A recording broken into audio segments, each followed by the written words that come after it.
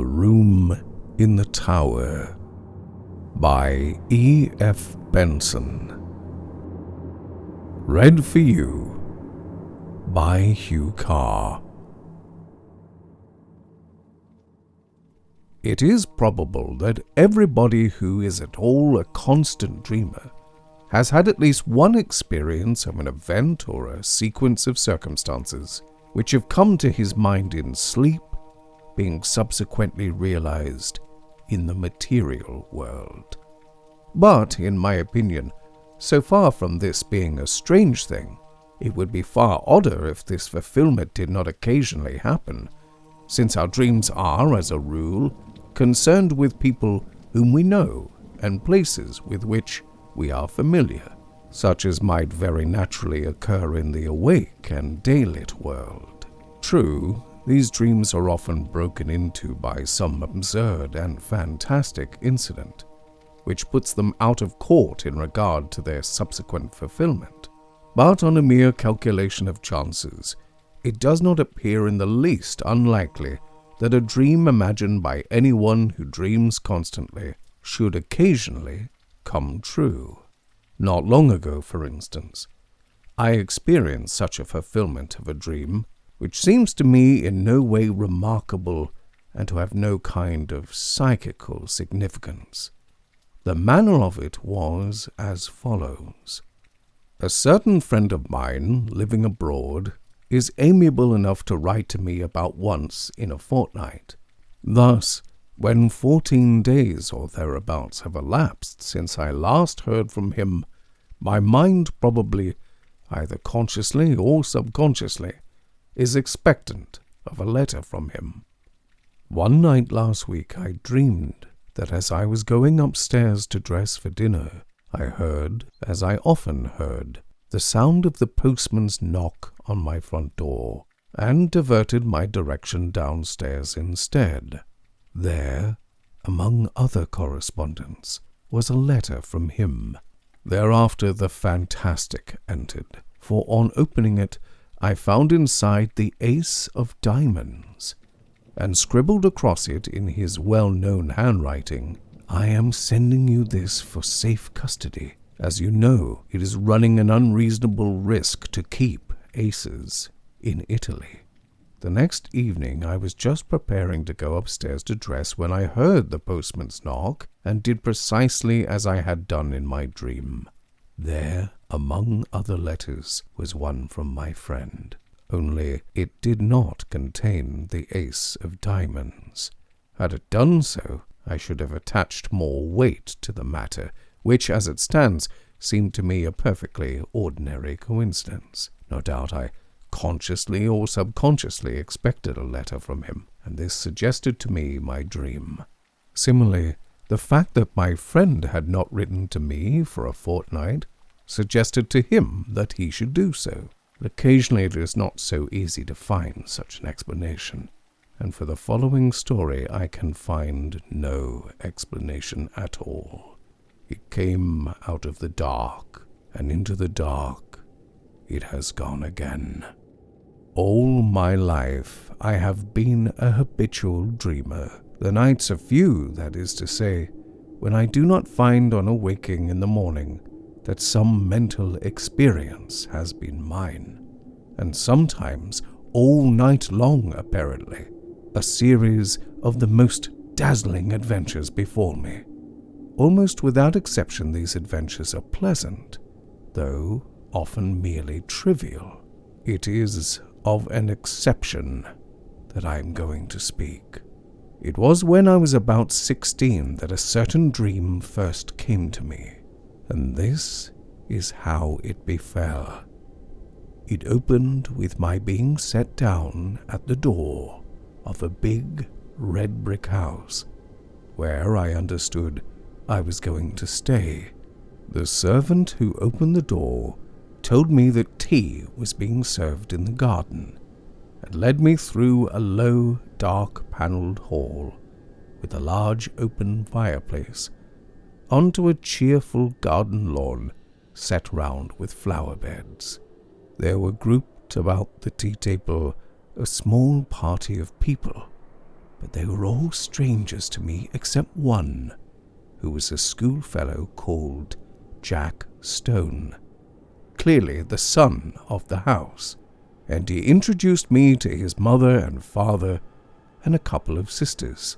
I remember, somewhat astonished to find myself here, for the boy in question was scarcely known to me, and I rather disliked what I knew of him. Moreover, he had left school nearly a year before. The afternoon was very hot, and an intolerable oppression reigned. On the far side of the lawn ran a red brick wall, with an iron gate in its center, outside which stood a walnut tree.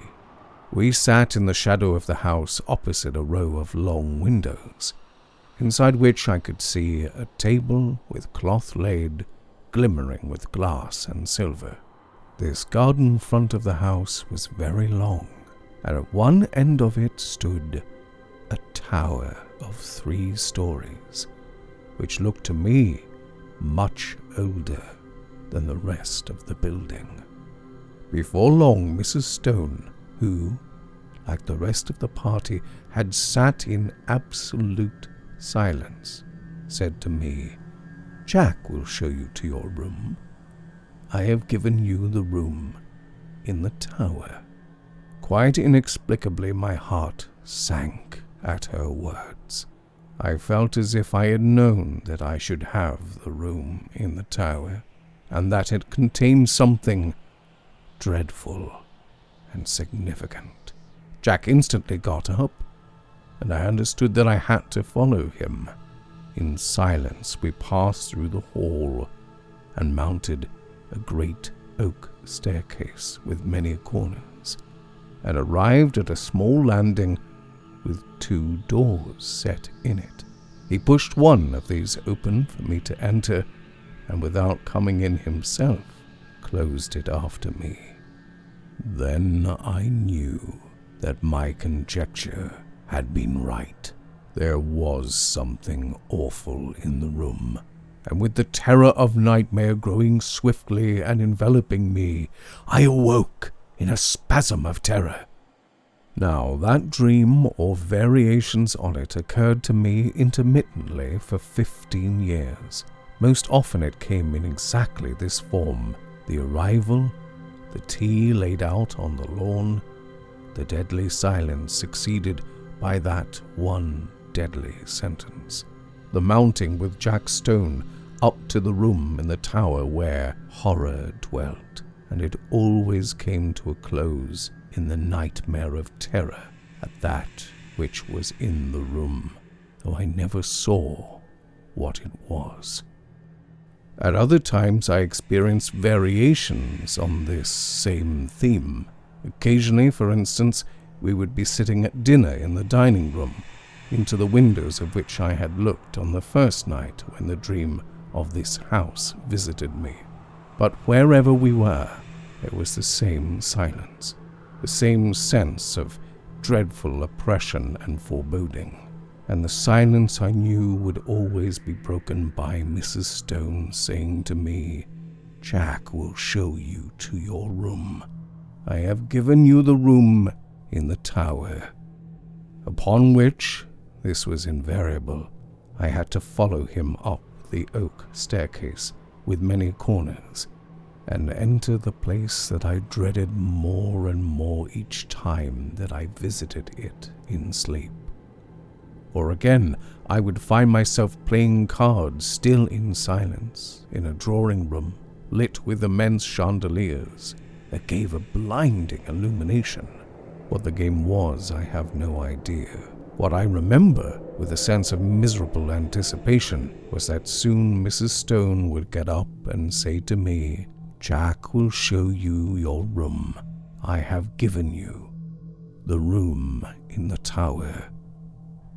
This drawing room where we played cards was next to the dining room, and, as I have said, was always brilliantly illuminated, whereas the rest of the house was full of dusk and shadows. And yet how often in spite of those bouquets of lights, have I not pored over the cards that were dealt me, scarcely able for some reason to see them. Their designs, too, were strange. There were no red suits, but all were black, and among them there were certain cards which were black all over. I hated and dreaded those. As this dream continued to recur, I got to know the greater part of the house. There was a smoking room beyond the drawing room, at the end of a passage with a green baize door. It was always very dark there, and as often as I went there, I passed somebody whom I could not see in the doorway coming out. Curious developments, too, took place in the characters that peopled the dream, as might happen to living persons. Mrs. Stone, for instance, who, when I first saw her, had been black-haired, became grey, and instead of rising briskly, as she had done at first when she said, "Jack will show you to your room. I have given you the room in the tower," got up very feebly, as if the strength was leaving her limbs. Jack also grew up and became a rather ill-looking young man with a brown mustache, while one of the sisters ceased to appear, and I understood she was married. Then it so happened that I was not visited by this dream for 6 months or more, and I began to hope, in such inexplicable dread did I hold it, that it had passed away for good. But one night after this interval, I again found myself being shown out onto the lawn for tea, and Mrs. Stone was not there, while the others were all dressed in black. At once I guessed the reason, and my heart leaped at the thought that perhaps this time I should not have to sleep in the room in the tower.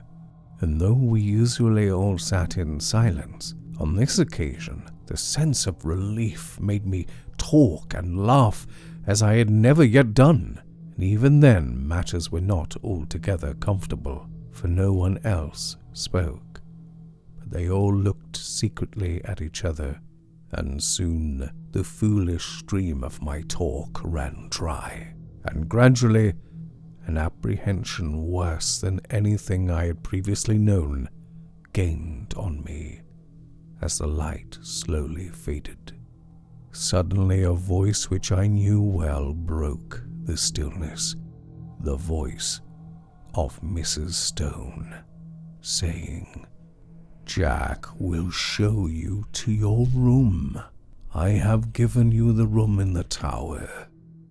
It seemed to come from near the gate in the red brick wall that bounded the lawn, and looking up, I saw that the grass outside was sown thick with gravestones.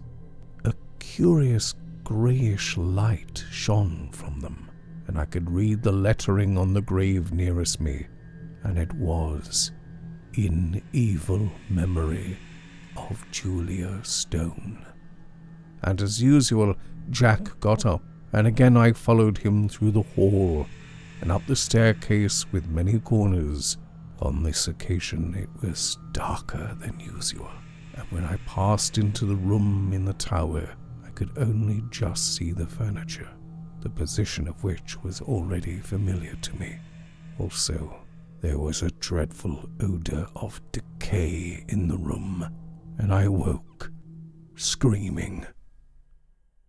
The dream, with such variations and developments as I have mentioned, went on at intervals for 15 years. Sometimes I would dream it 2 or 3 nights in succession. Once, as I have said, there was an intermission of 6 months, but taking a reasonable average, I should say that I dreamed it quite as often as once in a month. It had, as is plain, something of nightmare about it, since it always ended in the same appalling terror, which, so far from getting less, seemed to me to gather fresh fear every time that I experienced it. There was, too, a strange and dreadful consistency about it. The characters in it, as I've mentioned, got regularly older. Death and marriage visited this silent family.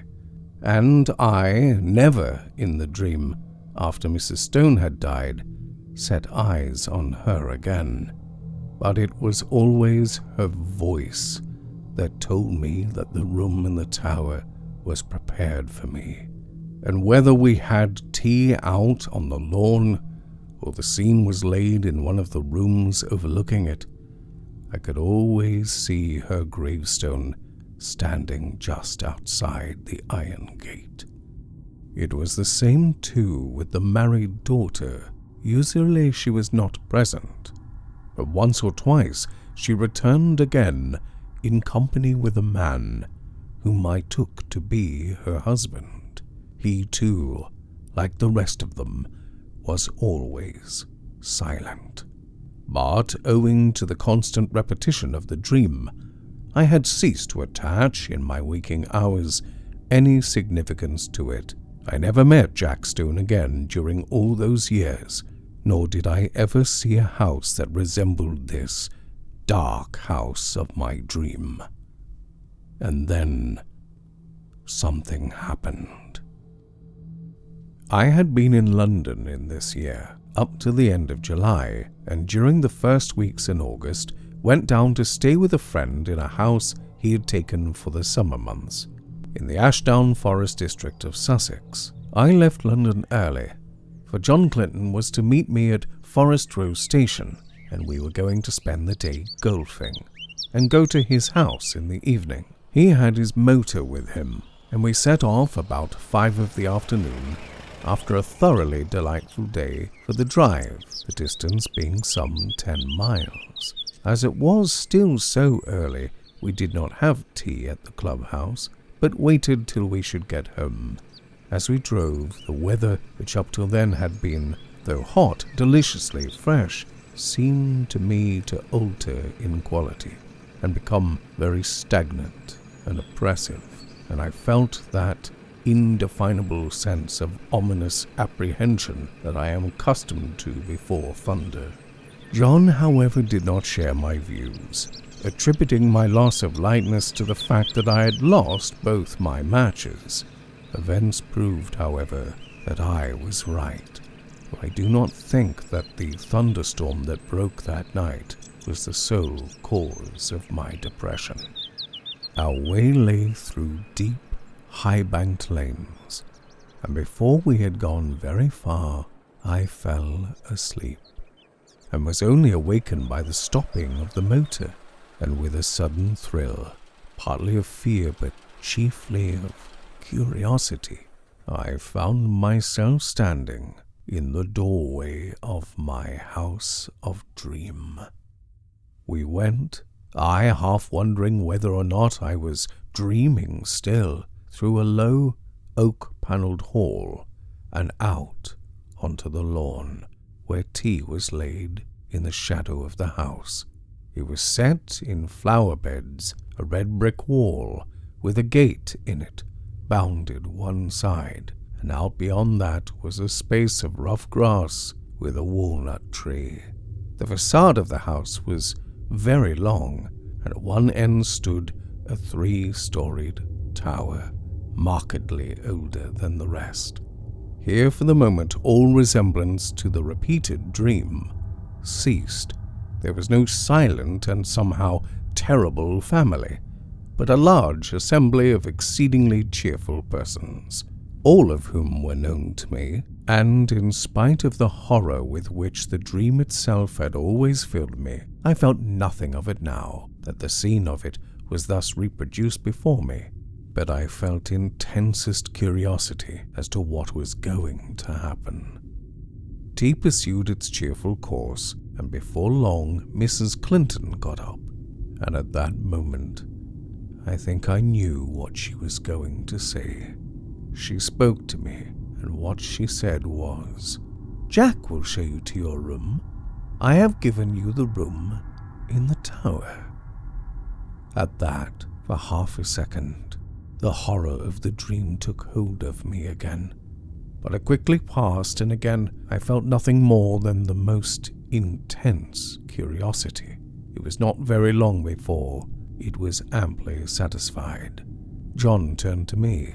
"Right up at the top of the house," he said, "but I think you'll be comfortable. We're absolutely full up. Would you like to go and see it now? By Jove, I believe that you are right, and that we are going to have a thunderstorm. How dark it has become." I got up and followed him. We passed through the hall and up the perfectly familiar staircase. Then he opened the door, and I went in. And at that moment, sheer, unreasoning terror again possessed me. I did not know what I feared. I simply feared. Then, like a sudden recollection, when one remembers a name which has long escaped the memory, I knew what I feared. I feared Mrs. Stone, whose grave with the sinister inscription, "In Evil Memory," I had so often seen in my dream, just beyond the lawn which lay below my window. And then once more the fear passed so completely that I wondered what there was to fear, and I found myself sober and quiet and sane in the room in the tower, the name of which I had so often heard in my dream, and the scene of which was so familiar. I looked around it with a certain sense of proprietorship, and I found that nothing had been changed from the dreaming nights in which I knew it so well. Just to the left of the door was the bed, lengthways along the wall, with the head of it in the angle. In a line with it was the fireplace and a small bookcase. Opposite the door, the outer wall was pierced by two lattice-paned windows, between which stood the dressing table, while ranged along the fourth wall was the washing stand and a big cupboard. My luggage had already been unpacked, for the furniture of dressing and undressing lay orderly on the washstand and toilet table, while my dinner clothes were spread out on the coverlet of the bed. And then, with a sudden start of unexplained dismay, I saw that there were two rather conspicuous objects which I had not seen before in my dreams. One, a life-sized oil painting of Mrs. Stone. The other, a black and white sketch of Jack Stone, representing him as he had appeared to me only a week before in the last of the series of these repeated dreams. A rather secret and evil-looking man of about 30. His picture hung between the windows, looking straight across the room to the other portrait, which hung at the side of the bed. At that I looked next, and as I looked, I felt once more the horror of nightmare seize me. It represented Mrs. Stone as I had seen her last in my dreams, old and withered and white-haired. But in spite of the evident feebleness of body, a dreadful exuberance and vitality shone through the envelope of flesh, an exuberance wholly malign, a vitality that foamed and frothed with unimaginable evil. Evil beamed from the narrow, leering eyes. It laughed in the demon-like mouth. The whole face was instinct with some secret and appalling mirth. The hands, clasped together on the knee, seemed shaking with suppressed and nameless glee. Then I saw also that it was signed in the left-hand bottom corner, and wondering who the artist could be, I looked more closely and read the inscription, Julius Stone by Julius Stone.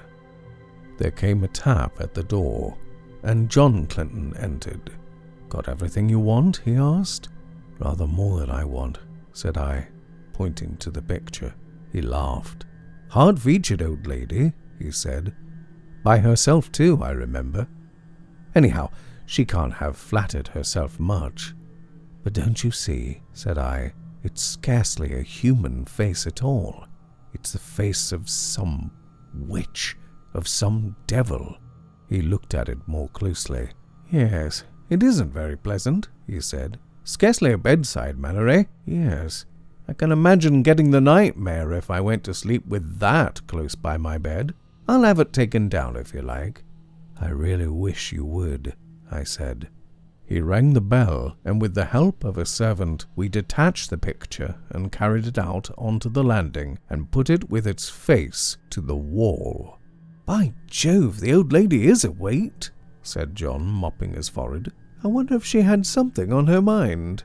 The extraordinary weight of the picture had struck me, too. I was about to reply when I caught sight of my own hand.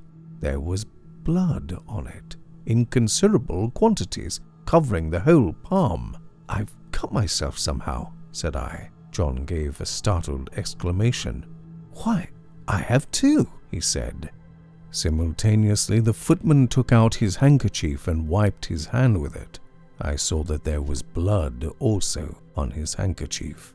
John and I went back into the towel room and washed the blood off, but neither on his hand nor on mine was there the slightest trace of a scratch or cut.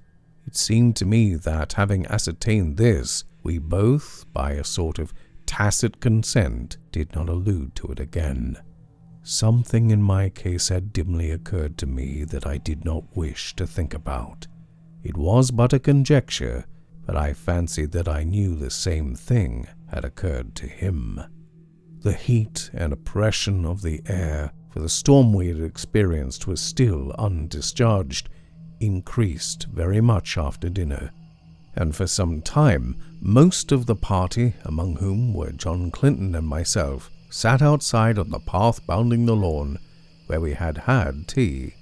The night was absolutely dark, and no twinkle of star or moon ray could penetrate the pall of cloud that overset the sky. By degrees, our assembly thinned. The women went up to bed, men dispersed to the smoking or billiard room, and by 11 o'clock my host and I were the only two left. All the evening I thought that he had something on his mind, and as soon as we were alone, he spoke. "The man who helped us with the picture had blood on his hand too. Did you notice?" he asked. "I asked him just now if he had cut himself, and he said he supposed he had, but that he could find no mark of it. Now, where did that blood come from?" By dint of telling myself that I was not going to think about it, I had succeeded in not doing so, and I did not want, especially just at bedtime, to be reminded of it. "I don't know," said I, "and I don't really care so long as the picture of Mrs. Stone is not by my bed." He got up. "But it's odd," he said. "Ha! Now you'll see another odd thing." A dog of his, an Irish terrier by breed, had come out of the house as we talked. The door behind us into the hall was open, and a bright oblong of light shone across the lawn to the iron gate which led on to the rough grass outside, where the walnut tree stood. I saw that the dog had all his hackles up, bristling with rage and fright. His lips were curled back from his teeth, as if he was ready to spring at something, and he was growling to himself. He took not the slightest notice of his master or me, but stiffly and tensely walked across the grass to the iron gate. There he stood for a moment, looking through the bars and still growling. Then, of a sudden, his courage seemed to desert him. He gave one long howl and scuttled back into the house, with a curious, crouching sort of movement. "He does that 6 times a day," said John. "He sees something which he both hates and fears." I walked to the gate and looked over it.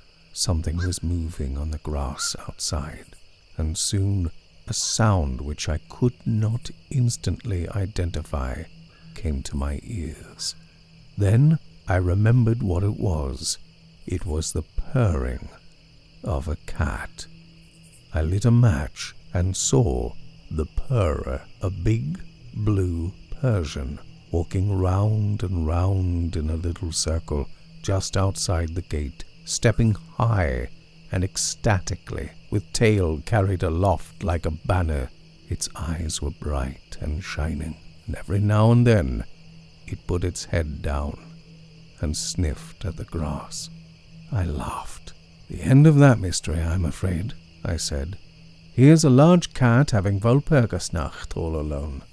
"Yes, that's Darius," said John. "He spends half the day and all night there. But that's not the end of the dog mystery, for Toby and he are the best of friends.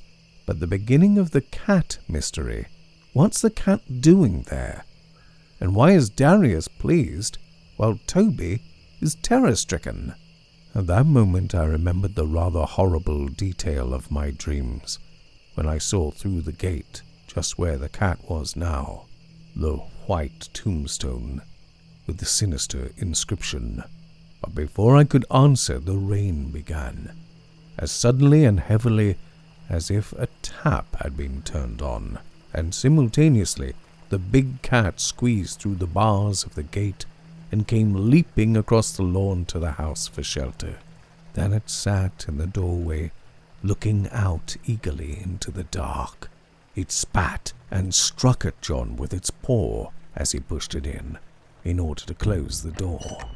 Somehow, with the portrait of Julia Stone in the passage outside, the room in the tower had absolutely no alarm for me, and as I went to bed, feeling very sleepy and heavy, I had nothing more than interest for the curious incident about our bleeding hands, and the conduct of the cat and dog. The last thing I looked at before I put out my light was the square empty space by my bed where the portrait had been. Here the paper was of its original full tint of dark red. Over the rest of the walls it had faded. Then I blew out my candle and fell instantly asleep. My awaking was equally instantaneous, and I sat bolt upright in bed, under the impression that some bright light had been flashed in my face, though it was now absolutely pitch dark. I knew exactly where I was, in the room which I had dreaded in dreams, but no horror that I ever felt when asleep approached the fear that now invaded and froze my brain.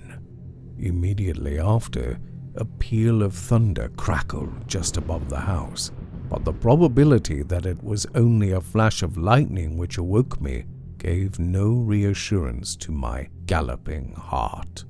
Something I knew was in the room with me, and instinctively I put out my right hand, which was nearest the wall, to keep it away, and my hand touched the edge of a picture frame hanging close to me. I sprang out of bed, upsetting the small table that stood by it, and I heard my watch, candle, and matches clatter onto the floor. But for the moment, there was no need of light, for a blinding flash leaped out of the clouds and showed me that by my bed again hung the picture of Mrs. Stone, and instantly the room went into darkness again. But in that flash I saw another thing also, namely a figure that leaned over the end of my bed, watching me. It was dressed in some close clinging white garment, spotted and stained with mold, and the face was that of the portrait. Overhead the thunder crackled and roared, and when it ceased and the deathly stillness succeeded, I heard the rustle of movement coming nearer me, and more horrible yet, perceived an odor of corruption and decay.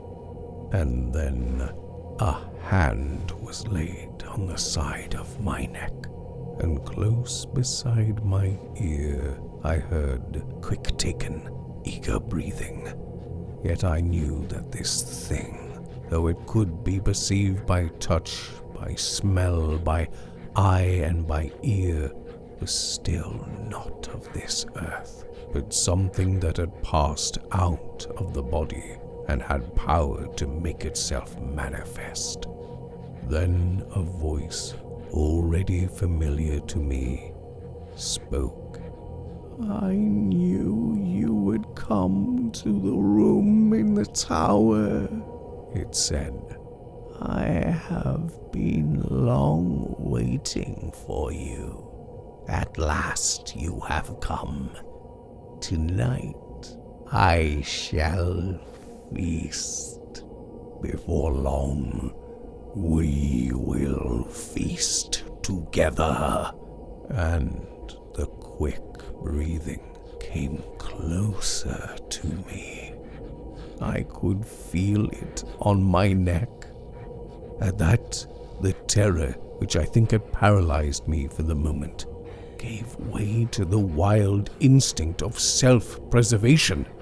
I hit wildly with both arms, kicking out at the same moment, and heard a little animal squeal, and something soft dropped with a thud beside me. I took a couple of steps forward, nearly tripping up over whatever it was that lay there, and by the merest good luck found the handle of the door. In another second I ran out on the landing and had banged the door behind me. Almost at the same moment, I heard a door open somewhere below, and John Clinton, candle in hand, came running upstairs. "What is it?" he said. "I sleep just below you, and heard a noise as if... Good heavens, there's blood on your shoulder!" I stood there, so he told me afterwards, swaying from side to side, white as a sheet, with the mark on my shoulder, as if a hand covered with blood had been laid there. "It's in there," I said, pointing. "She, you know, the portrait is in there too, hanging up on the place we took it from." At that he laughed. "My dear fellow, this is mere nightmare," he said. He pushed by me and opened the door, I standing there simply inert with terror, unable to stop him, unable to move. "Phew, what an awful smell," he said. Then there was silence. He had passed out of my sight behind the open door. Next moment he came out again, as white as myself, and instantly shut it. "Yes, the portrait's there," he said. "And on the floor is a thing spotted with earth, like what they bury people in. Come away, quick, come away." How I got downstairs I hardly know. An awful shuddering and nausea of the spirit rather than of the flesh had seized me, and more than once he had to place my feet upon the steps, while every now and then he cast glances of terror and apprehension up the stairs. But in time we came to his dressing room on the floor below, and there I told him what I have here described. The sequel can be made short. Indeed, some of my readers have perhaps already guessed what it was, if they remember that inexplicable affair of the churchyard at West Forley some 8 years ago, where an attempt was made 3 times to bury the body of a certain woman who had committed suicide. On each occasion, the coffin was found in the course of a few days, again protruding from the ground. After the 3rd attempt, in order that the thing should not be talked about, the body was buried elsewhere, in unconsecrated ground. Where it was buried was just outside the iron gate of the garden belonging to the house where this woman had lived. She had committed suicide in a room at the top of the tower in that house. Her name was Julia Stone.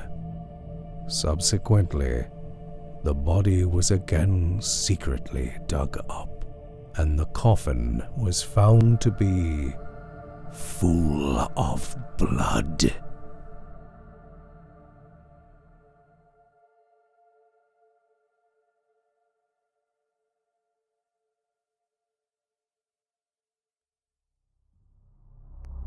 This story was dedicated to two of our top-tier members on the Black Dog Chronicles Patreon, Bean and Canadian Dry. Thank you very much for your ongoing support. If you enjoy the stories on this channel, please consider joining the Patreon, where you get a story every week and much more.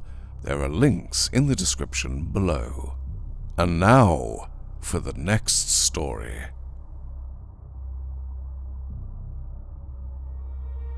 Caterpillars by E.F. Benson. Read for you today by Hugh Carr. I saw a month ago in an Italian paper that the Villa Cascana, in which I once stayed, had been pulled down, and that a manufactory of some sort was in process of erection on its site. There is therefore no longer any reason for refraining from telling of these things which I myself saw, or imagined I saw, in a certain room and on a certain landing of the villa in question, nor from mentioning the circumstances which followed, which may, or may not, according to the opinion of you, the listener, throw some light on or be somehow connected with this experience. The Villa Cascana was in all ways but one a perfectly delightful house. Yet, if it were standing now, nothing in the world, I use the phrase in its literal sense, would induce me to set foot in it again, for I believe it to have been haunted in a very terrible and practical manner. Most ghosts, when all is said and done, do not do much harm. They may perhaps terrify, but the person whom they visit usually gets over the visitation.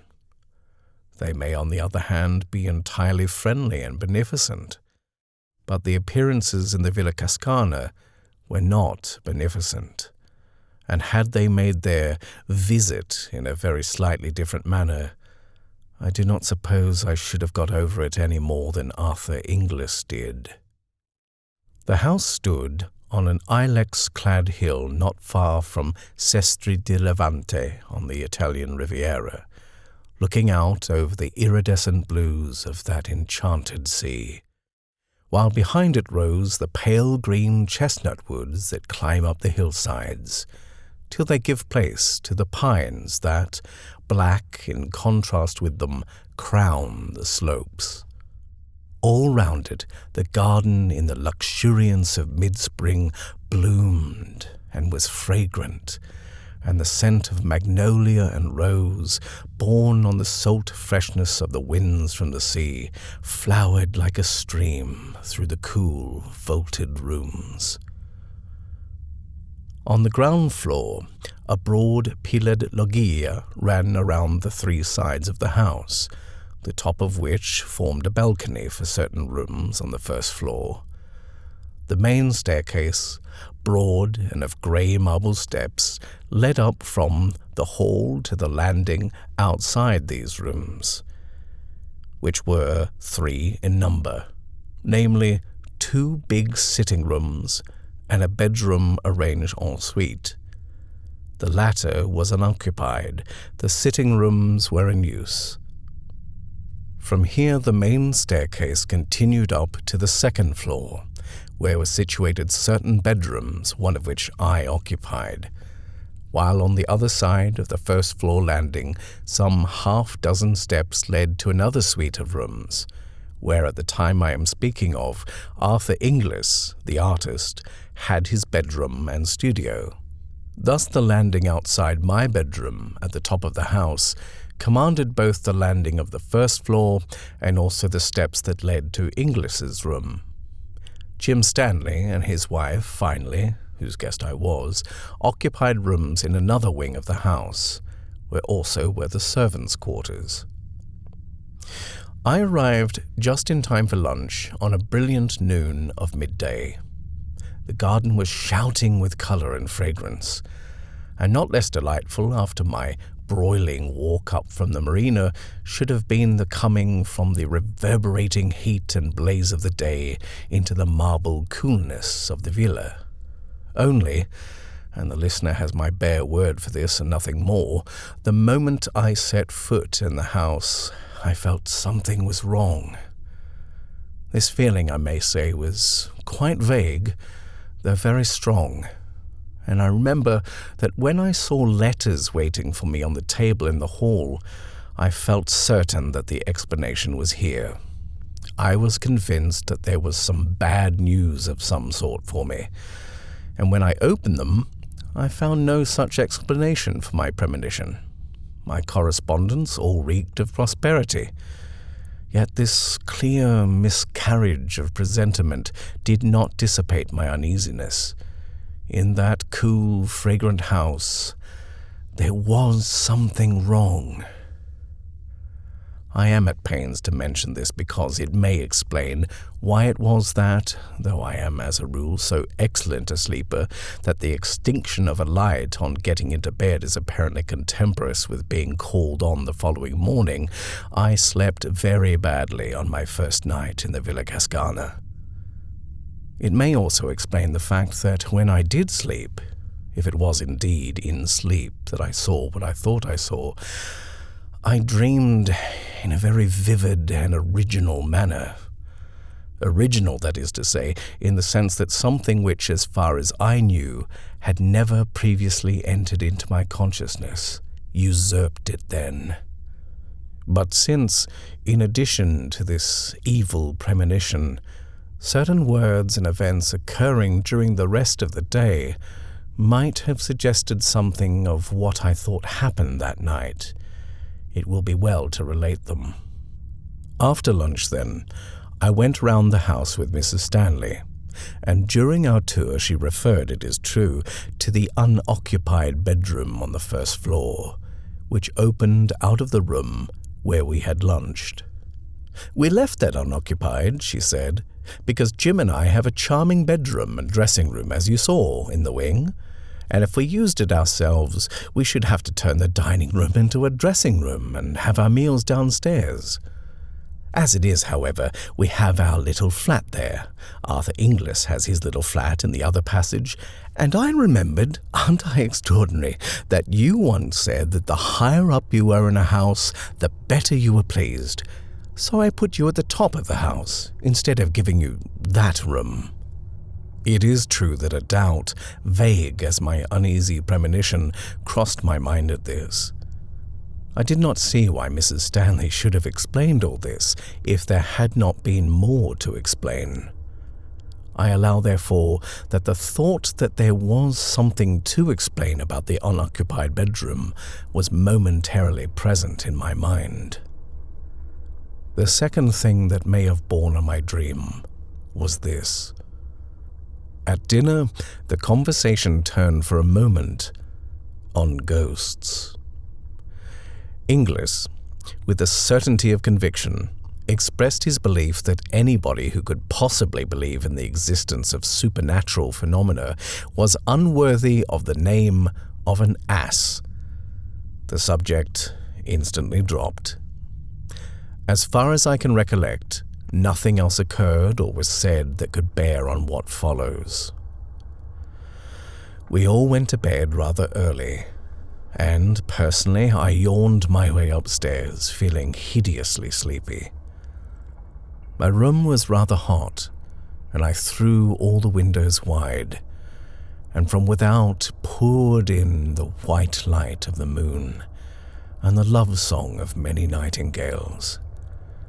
I undressed quickly and got into bed, and though I had felt so sleepy before, I now felt extremely wide awake. But I was quite content to be awake. I did not toss or turn. I felt perfectly happy listening to the song and seeing the light. Then it is possible I may have gone to sleep, and what follows may have been a dream. I thought anyhow that after a time the nightingales ceased singing, and the moon sank. I thought also that if, for some unexplained reason, I was going to lie awake all night, I might as well read, and I remembered that I had left a book in which I was interested in the dining room on the first floor. So I got out of bed, lit a candle, and went downstairs. I entered the room, saw on a side table the book I had come to look for, and then, simultaneously, saw that the door into the unoccupied bedroom was open. A curious grey light, not of dawn nor of moonshine, came out of it, and I looked in. The bed stood just opposite the door, a big four-poster hung with tapestry at the head. Then I saw that the greyish light of the bedroom came from the bed, or rather, from what was on the bed, for it was covered with grey caterpillars, a foot or more in length, which crawled over it. They were faintly luminous, and it was the light from them that showed me the room. Instead of the sucker feet of ordinary caterpillars, they had rows of pincers like crabs, and they moved by grasping what they lay on with their pincers and then sliding their bodies forward. In color, these dreadful insects were yellowish-grey, and they were covered with irregular lumps and swellings. There must have been hundreds of them, for they formed a sort of writhing, crawling pyramid on the bed. Occasionally, one fell off onto the floor with a soft, fleshy thud, and though the floor was of hard concrete, it yielded to the pincer feet as if it had been putty, and crawling back, the caterpillar would mount onto the bed again to rejoin its fearful companions. They appeared to have no faces, so to speak, but at one end of them there was a mouth that opened sideways in respiration. Then, as I looked, it seemed to me as if they all suddenly became conscious of my presence. All the mouths, at any rate, were turned in my direction, and the next moment they began dropping off the bed with those soft, fleshy thuds onto the floor and wriggling towards me. For 1 second, the paralysis of nightmare was on me, but the next I was running upstairs to my room, and I remember feeling the cold of the marble steps on my bare feet.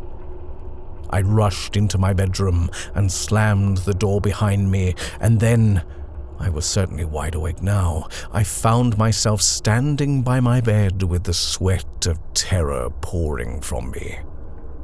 The noise of the banged door still rang in my ears, but, as would have been more usual if this had been mere nightmare, the terror that had been mine when I saw those foul beasts crawling about the bed or dropping softly onto the floor did not cease then. Awake now, if dreaming before, I did not at all recover from the horror of dream. It did not seem to me that I had dreamed, and until dawn I sat or stood, not daring to lie down, thinking that every rustle or movement that I heard was the approach of the caterpillars. To them, and the claws that bit into the cement, the wood of the door was child's play. Steel would not keep them out. But with the sweet and noble return of day, the horror vanished, The whisper of wind became benignant again. The nameless fear, whatever it was smoothed out and terrified me no longer. Dawn broke, hueless at first. Then it grew dove-colored. Then the flaming pageant of light spread over the sky. The admirable rule of the house was that everyone had breakfast where and when he pleased, and in consequence, it was not till lunchtime that I met any of the other members of our party, since I had breakfast on my balcony and wrote letters and other things till lunch. In fact, I got down to that meal rather late, after the other three had begun. Between my knife and fork there was a small pillbox of cardboard, and as I sat down, Inglis spoke. "Do look at that," he said. "Since you're interested in natural history, I found it crawling on my counterpane last night, and I don't know what it is." I think that before I opened the pillbox, I expected something of the sort which I found inside it. Inside it, anyhow, was a small caterpillar, greyish-yellow in colour, with curious bumps and excrescences on its rings. It was extremely active and hurried round the box, this way and that. Its feet were unlike the feet of any caterpillar I ever saw. They were like the pincers of crabs. I looked and shut the lid down again. "No, I don't know it," I said, "but it looks rather unwholesome. What are you going to do with it?" "Oh, I shall keep it," said Inglis. "It has begun to spin. I want to see what sort of moth it turns into." I opened the box again and saw that these hurrying movements were indeed the beginning of the spinning of the web of its cocoon. Then Inglis spoke again. "It's got funny feet too," he said. "They are like crab's pincers. What's the Latin for crab? Oh, yes, Cancer. So in case it is unique, let's christen it Cancer inglisennis." Then something happened in my brain, some momentary piecing together of all that I had seen or dreamed. Something in his words seemed to throw light on it all, and my own intense horror at the experience of the night before linked itself onto what he had just said. In effect, I took the box and threw it, caterpillar and all, out of the window. There was a gravel path just outside, and beyond it a fountain playing into a basin. The box fell onto the middle of this. Inglis laughed.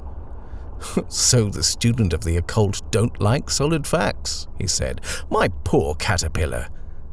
The talk went off again at once onto other subjects, and I have only given in detail as they happened these trivialities in order to be sure myself that I have recorded everything that could have borne on occult subjects or on the subject of caterpillars. But at the moment when I threw that pillbox into the fountain, I lost my head. My only excuse is that, as is probably plain, the tenant of it was, in miniature, exactly what I had seen crowding onto the bed in the unoccupied room. And though this translation of those phantoms into flesh and blood, or whatever it is that caterpillars are made of, ought perhaps to have relieved the horror of the night, as a matter of fact it did nothing of the kind. It only made the crawling pyramid that covered the bed in the unoccupied room more hideously real. After lunch, we spent a lazy hour or two strolling about the garden or sitting in the loggia. It must have been about 4 o'clock when Stanley and I started off to bathe, down the path that led by the fountain into which I had thrown the pillbox. The water was shallow and clear, and at the bottom of it I saw its white remains. The soaking had disintegrated the cardboard, and it had become no more than a few strips and shreds of sodden paper. The center of the fountain was a marble Italian Cupid which squirted the water out of a wineskin held under its arm, and crawling up its leg was the caterpillar. Strange and scarcely credible as it seemed, it must have survived the falling to bits of its prison and made its way to shore, and there it was, out of arm's reach, weaving and waving this way and that as it evolved its cocoon. Then, as I looked at it, it seemed to me again that, like the caterpillars I had seen last night, it saw me, and breaking out of the threads that surrounded it, it crawled down the marble leg of the Cupid and began swimming like a snake across the water of the fountain towards me. It came with extraordinary speed. The fact of a caterpillar being able to swim was new to me, and in another moment was crawling up the marble lip of the basin. Just then Inglis joined us. "Why, if it isn't old Cancer Inglisensis again," he said, catching sight of the beast. "What a tearing hurry it is in." We were standing side by side on the path, and when the caterpillar had advanced to within about a yard of us, it stopped and began waving again, as if in doubt as to what direction it should go. Then it appeared to make up its mind and crawled on to Inglis's shoe. "It likes me best," he said, "but I don't really know that I like it. And as it won't drown, I think perhaps—" He shook it off his shoe, onto the gravel path, and trod on it. All the afternoon, the air got heavier and heavier, with the sirocco that was without doubt coming up from the south. And that night again, I went up to bed feeling very sleepy. But below my drowsiness, so to speak, there was the consciousness stronger than before that there was something wrong in the house, that something dangerous was close at hand. But I fell asleep at once, and how long after I do not know, either woke or dreamt I awoke, feeling that I must get up at once, or I should be too late. Then, dreaming or awake, I lay and fought this fear, telling myself I was but the prey of my own nerves disordered by sirocco or what-not, and at the same time quite clearly knowing in another part of my mind, so to speak, that every moment's delay added to the danger. At last this second feeling became irresistible, and I put on coat and trousers and went out of my room onto the landing. And then I saw that I had already delayed too long, and that I was now too late. The whole of the landing of the first floor below me was invisible under the swarm of caterpillars that crawled there. The folding doors into the sitting room from which opened the bedroom where I had seen them the last night were shut, but they were squeezing through the cracks of it and dropping one by one through the keyhole, elongating themselves into mere string as they passed, and growing fat and lumpy again on emerging. Some, as if exploring, were nosing about the steps into the passage at the end on which were Inglis's rooms. Others were crawling on the lowest steps of the staircase that led up to where I stood. The landing, however, was completely covered with them. I was cut off. And of the frozen horror that seized me when I saw that, I can give no idea in words. Then, at last, A general movement began to take place, and they grew thicker on the steps that led to Inglis's room. Gradually, like some hideous tide of flesh, they advanced along the passage, and I saw the foremost, visible by the pale grey luminescence that came from them, reach his door. Again and again I tried to shout and warn him, in terror all the time that they should turn at the sound of my voice and mount my stair instead. But for all my efforts, I felt no sound come from my throat. They crawled along the hinge crack of his door, passing through as they had done before, and still I stood there making impotent efforts to shout to him, to bid him escape while there was time. At last, the passage was completely empty. They had all gone. And at that moment I was conscious for the first time of the cold of the marble landing on which I stood barefooted. The dawn was just beginning to break in the eastern sky. 6 months later, I met Mrs. Stanley in a country house in England. We talked on many subjects, and at last she said, "I don't think I've seen you since I got that dreadful news about Arthur Inglis a month ago." "I haven't heard," said I. "No, he has got cancer. They don't even advise an operation, for there is no hope of a cure. He's riddled with it, the doctors say."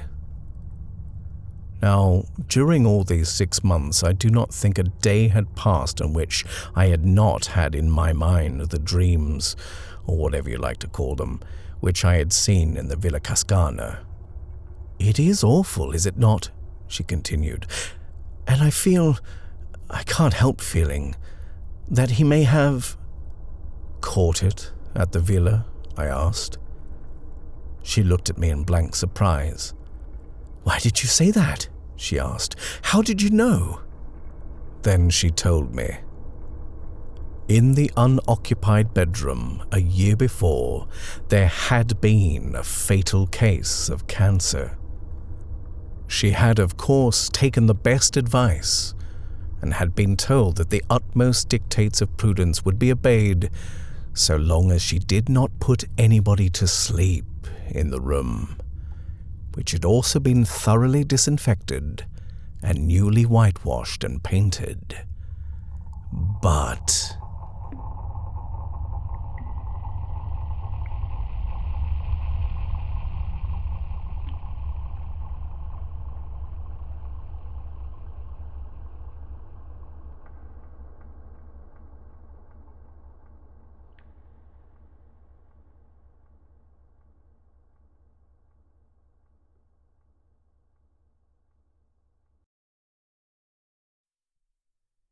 Caterpillars was respectfully dedicated to top-tier members on the Black Dog Chronicles Patreon, Adrienne East and Gino Foley.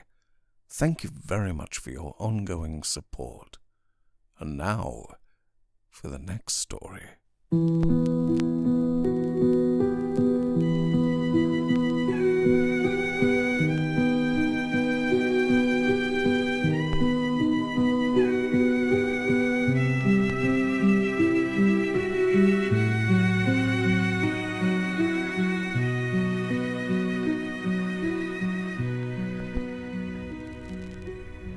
Outside the Door by E.F. Benson.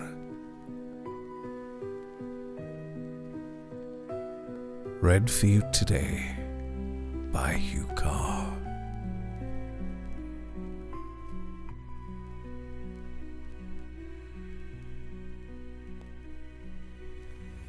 The rest of the small party staying with my friend Geoffrey Aldwedge in the charming old house which he had lately bought at a little village north of Sheringham on the Norfolk coast, had drifted away soon after dinner to bridge and billiards, and Mrs. Aldwedge and myself had for the time been left alone in the drawing-room, seated one on each side of a small round table which we had very patiently and unsuccessfully been trying to turn.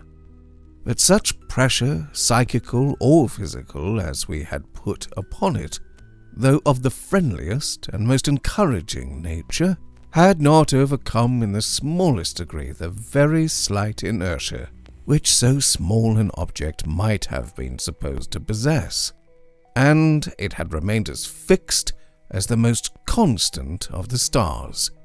No tremor even had passed through its slight and spindle-like legs. In consequence, we had, after a really considerable period of patient endeavor, left it to its wooden repose, and proceeded to theorize about psychical matter instead, with no stupid table to contradict in practice all our ideas on the subject. This I had added with a certain bitterness born of failure, for if we could not move so insignificant an object, we might as well give up all idea of moving anything. But hardly were the words out of my mouth when there came from the abandoned table a single peremptory rap, loud and rather startling. "What's that?" I asked. "Only a rap," said she. "I thought something would happen before long." "And do you really think that is a spirit rapping?" I asked. "Oh dear, no, I don't think it has anything whatever to do with spirits. Or perhaps with the very dry weather we've been having. Furniture often cracks like that in the summer." Now this, in point of fact, was not quite the case. Neither in summer nor in winter have I ever heard furniture crack as the table had cracked. For the sound, whatever it was, did not at all resemble the husky creak of contracting wood. It was a loud, sharp crack, like the smart concussion of one hard object with another. "No, I don't think it had much to do with dry weather either," said she, smiling. "I think, if you wish to know, that it was the direct result of our attempt to turn the table. Does that sound nonsense?" "At present, yes," said I, "though I have no doubt that if you tried, you could make it sound sense. There is, I notice, a certain plausibility about you and your theories." "Now you are being merely personal," she observed, "for the good motive, to goad you into explanations and enlargements. Please, go on." "Let us stroll outside, then," said she, "and sit in the garden, if you are sure you prefer my plausibilities to bridge. It is deliciously warm, and the darkness will be more suitable for the propagation of psychical phenomena, as at seances," said I. "Oh, there is nothing psychical about my plausibilities," said she. "The phenomena, I mean, are purely physical, according to my theory."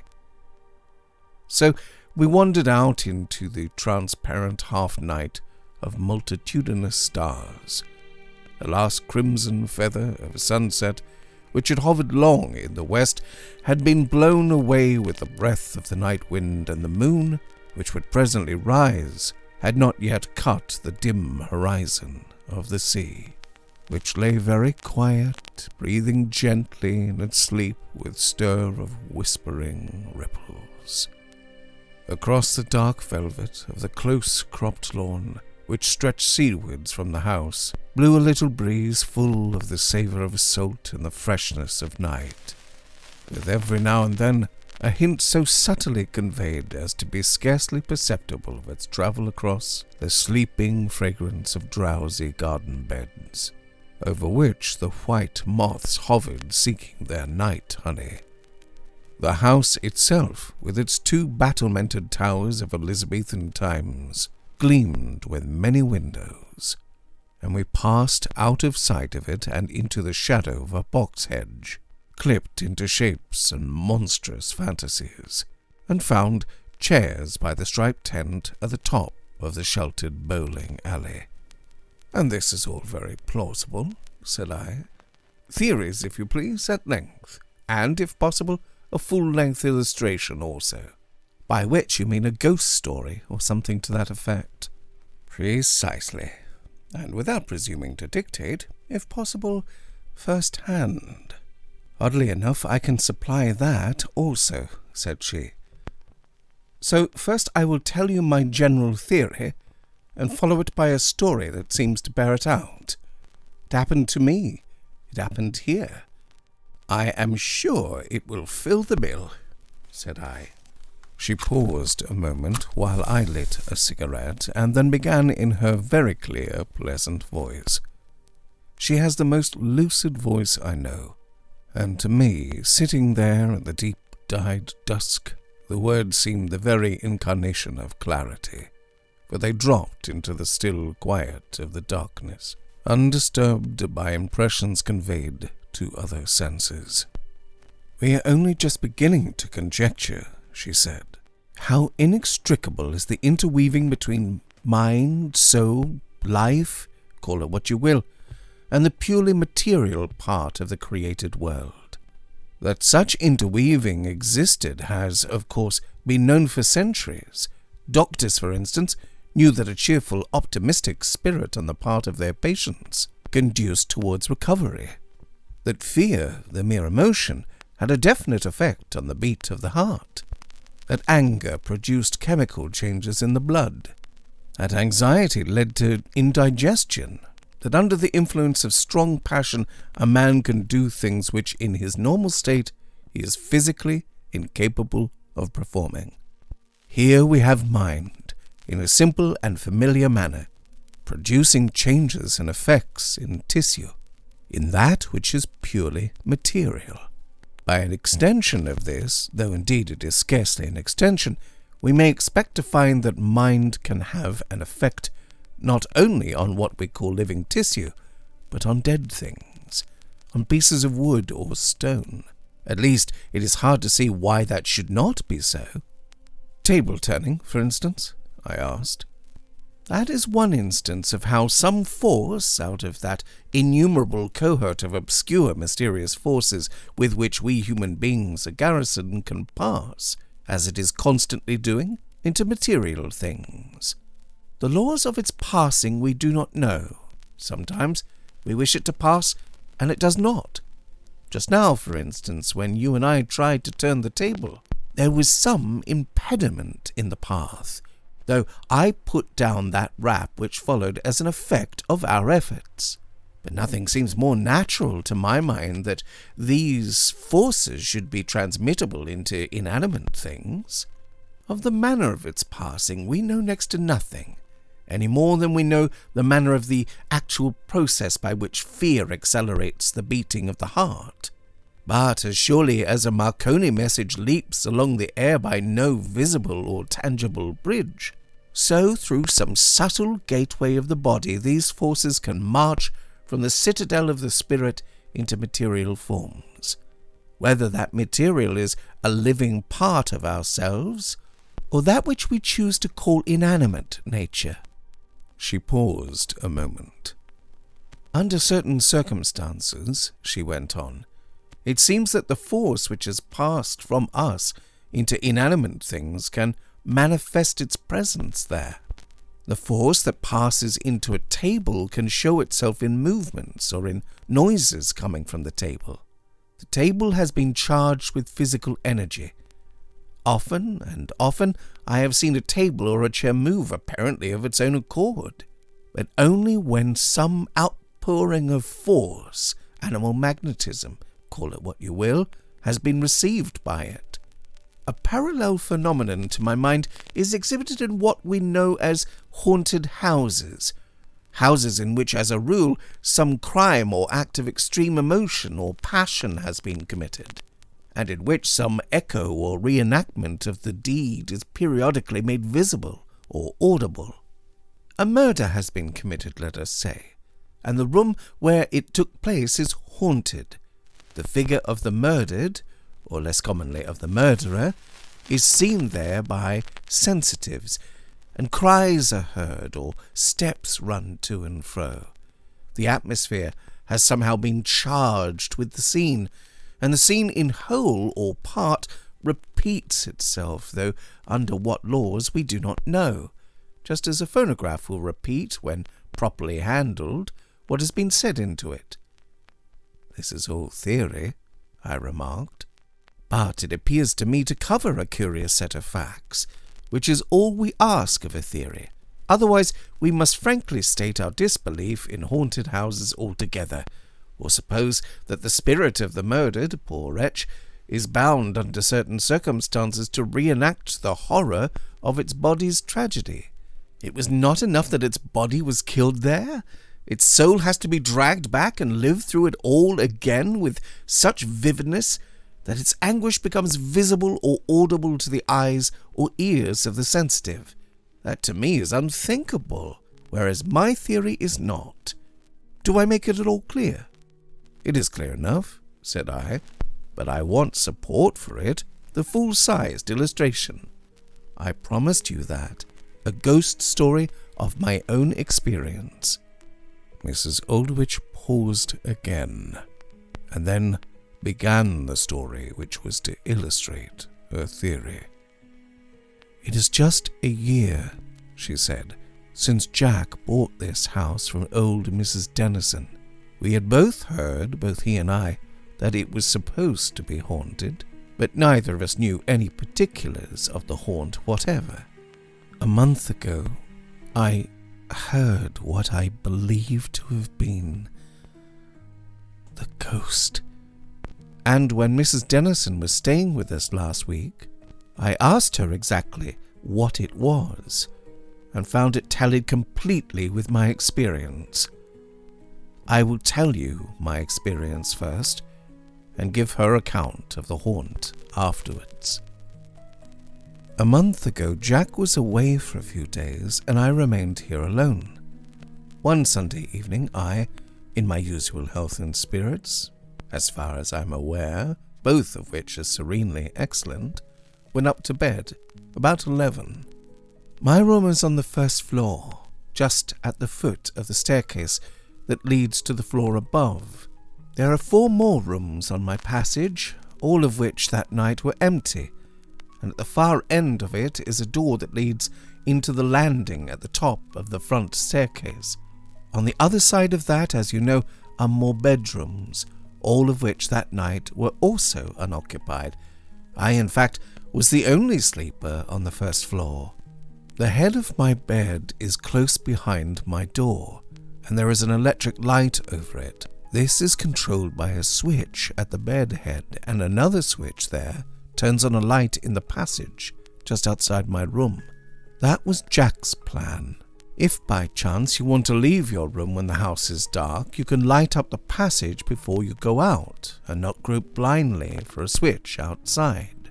Usually I sleep solidly. It is very rare indeed that I wake, when once I have gone to sleep, before I'm called. But that night I woke, which was rare, and what was rarer was that I woke in a state of shuddering and unaccountable terror. I tried to localize my panic, to run to earth and reason it away, but without success. Terror of something I could not guess at stared me in the face, white, shaking terror. So, as there was no use in lying quaking in the dark, I lit my lamp and, with the view of composing this strange disorder of my fear, began to read again in the book I had brought up with me. The volume happened to be The Green Carnation, a work one would have thought to be full of tonic to twittering nerves. But it failed of success, even as my reasoning had done, and after a few pages, and finding that the heart hammer in my throat grew no quieter, and the grip of terror was in no way relaxed, I put out my light and lay down again. I looked at my watch, however, before doing this, and remembered that the time was 10 minutes to 2. Still, matters did not mend. Terror that was slowly becoming a little more definite. Terror of some dark and violent deed that was momently drawing nearer to me held me in its vice. Something was coming, the advent of which was perceived by the subconscious sense and was already conveyed to my conscious mind. And then the clock struck 2 jingling chimes, and the stable clock outside clanged the hour more sonorously. I still lay there, abject and palpitating, and I heard a sound just outside my room on the stairs that lead, as I have said, to the second story. A sound which was perfectly commonplace and unmistakable. Feet feeling their way in the dark were coming downstairs to my passage. I could hear also the groping hands slip and slide along the banisters. Footfalls came along the few yards of passage between the bottom of the stairs and my door, and then against my door itself came the brush of drapery, and on the panels the blind groping of fingers. The handle rattled as they passed over it, and my terror nearly rose to screaming point. Then a sensible hope struck me. The midnight wanderer might be one of the servants, ill or in want of something, and yet, why the shuffling feet and the groping hand? But on the instant of the dawning of that hope, for I knew that it was of the step, and that which was moving in the dark passage, of which I was afraid, I turned on both the light at my bedhead and the light of the passage outside, and, opening the door, looked out. The passage was quite bright from end to end, but it was perfectly empty. Yet, as I looked, seeing nothing of the walker, I still heard. Down the bright boards I heard the shuffle growing fainter as it receded, until, judging by the ear, it turned into the galley at the end, and died away. And with it there died also all my sense of terror. It was it of which I had been afraid. Now it and my terror had passed, and I went back to bed and slept till morning. Again Mrs. Aldwych paused, and I was silent. Somehow it was in the extreme simplicity of her experience that the horror lay. She went on almost immediately. Now for the sequel, she said, of what I choose to call the explanation. Mrs. Dennison, as I told you, came down to stay with us not long ago, and I mentioned that we had heard, though only vaguely, that the house was supposed to be haunted, and asked for an account of it. This is what she told me. In the year 1610, the heiress to the property was a girl named Helen Dennison, who was engaged to be married to young Lord Southern. In the case, therefore, of her having children, the property would pass away from Dennisons. In the case of her death, childless, it would pass to her first cousin. A week before the marriage took place, he and a brother of his entered the house, riding here from 30 miles away after dark, and made their way to her room on the second story. There they gagged her and attempted to kill her, but she escaped from them, groped her way along the passage and into the room at the end of the gallery. They followed her there and killed her. The facts were known by the younger brother turning king's evidence. Now Mrs. Dennison told me that the ghost had never been seen, but that it was occasionally heard coming downstairs or going along the passage. She told me that it was never heard except between the hours of 2 and 3 in the morning, the hour during which the murder took place. And since then, have you heard it again? I asked. Yes, more than once, but it has never frightened me again. I feared, as we all do, what was unknown. I feel that I should fear the known if I knew it was that, said I. I don't think you would for long. Whatever theory you adopt about it, the sounds of the steps and the groping hand, I cannot see that there is anything to shock or frighten one. My own theory, you know. Please, apply it to what you heard, I asked.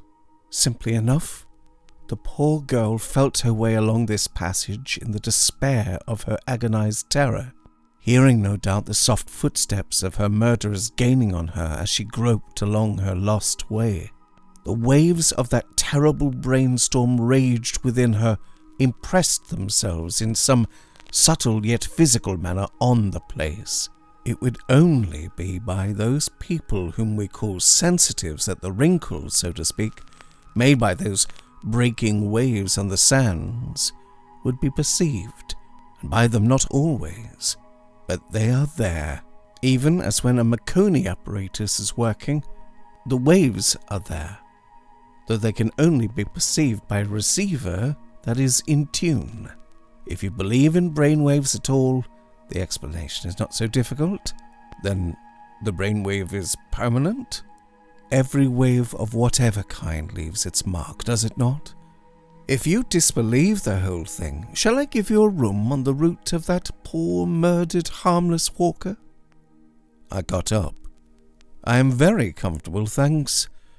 Where I am, I said.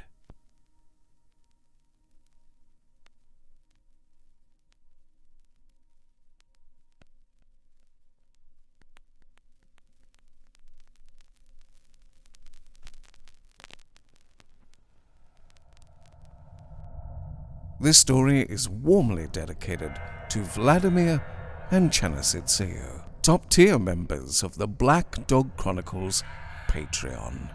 It's through the support of people like this that this channel can survive, so if you think you'd like a story every week, and other surprises too, please consider joining the Black Dog Chronicles Patreon. The links are in the description below. But now, it's time for another story.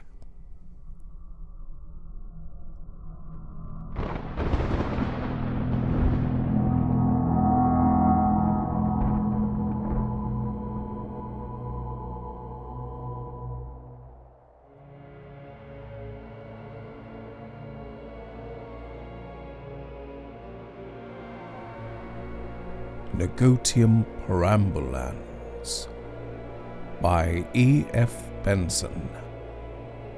Read for you today by Hugh Carr.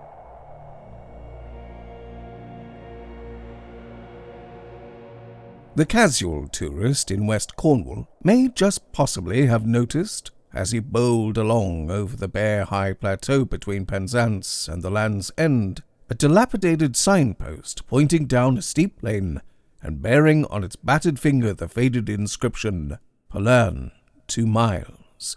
But probably very few have had the curiosity to traverse those 2 miles in order to see a place to which their guidebooks award so cursory a notice.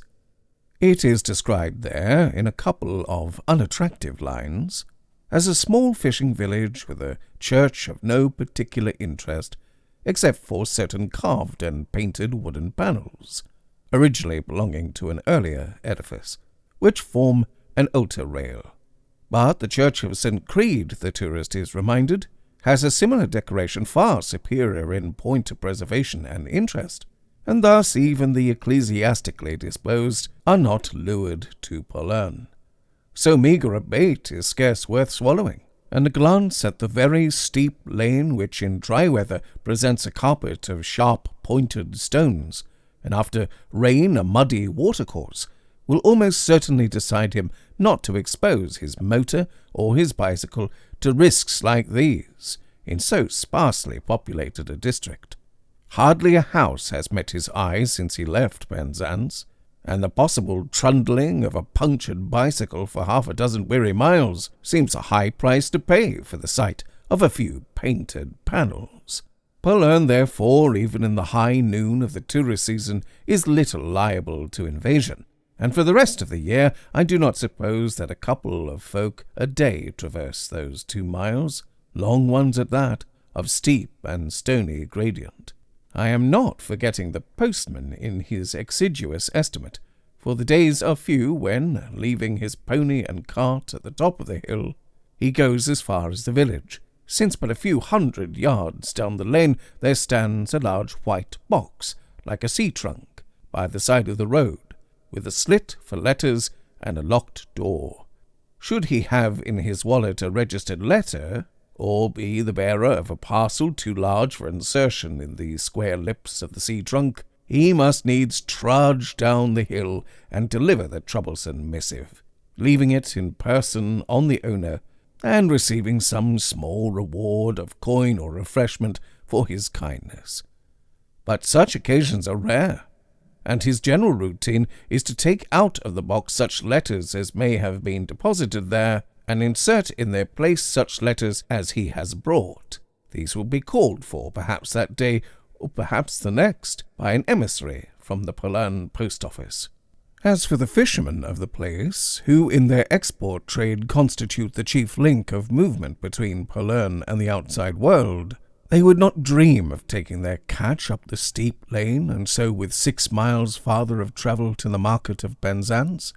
The sea route is shorter and easier, and they deliver their wares to the pier head. Thus, though the sole industry of Poland is sea fishing, you will get no fish there unless you have bespoken your requirements to one of the fishermen. Back come the trawlers as empty as a haunted house, while their spoils are in the fish train that is speeding to London. Such isolation of a little community, continued as it has been for centuries, produces isolation in the individual as well. And nowhere will you find greater independence of character than among the people of Poland. But they are linked together, so it has always seemed to me, by some mysterious comprehension. It is as if they had all been initiated into some ancient rite, inspired and framed by forces visible and invisible. The winter storms that batter the coast, the vernal spell of the spring, the hot, still summers, the season of rains and autumnal decay, have made a spell which, line by line, has been communicated to them, concerning the powers, evil and good, that rule the world, and manifest themselves in ways benignant or terrible. I came to Poland first at the age of 10, a small boy, weak and sickly, and threatened with pulmonary trouble. My father's business kept him in London, while for me abundance of fresh air and a mild climate were considered essential conditions if I was to grow to manhood. His sister had married the vicar of Poland, Richard Belytho, himself native to the place, and so it came about that I spent 3 years as a paying guest with my relations.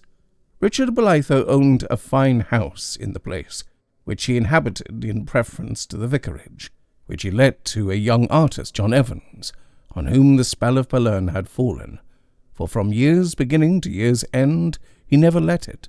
There was a solid, roofed shelter, open on one side to the air, built for me in the garden, and here I lived and slept, passing scarcely 1 hour out of the 24 behind walls and windows. I was out on the bay with the fisherfolk, or wandering along the gorse-clad cliffs that climbed steeply to right and left of the deep coombe where the village lay, or pottering about the pier head, or birds nesting in the bushes with the boys of the village. Except on Sunday, and for the few daily hours of my lessons, I might do what I pleased, so long as I remained in the open air. About the lessons there was nothing formidable. My uncle conducted me through flowering by-paths among the thickets of arithmetic, and made pleasant excursions into the elements of Latin grammar, and above all he made me daily give him an account in clear and grammatical sentences of what had been occupying my mind or my movements.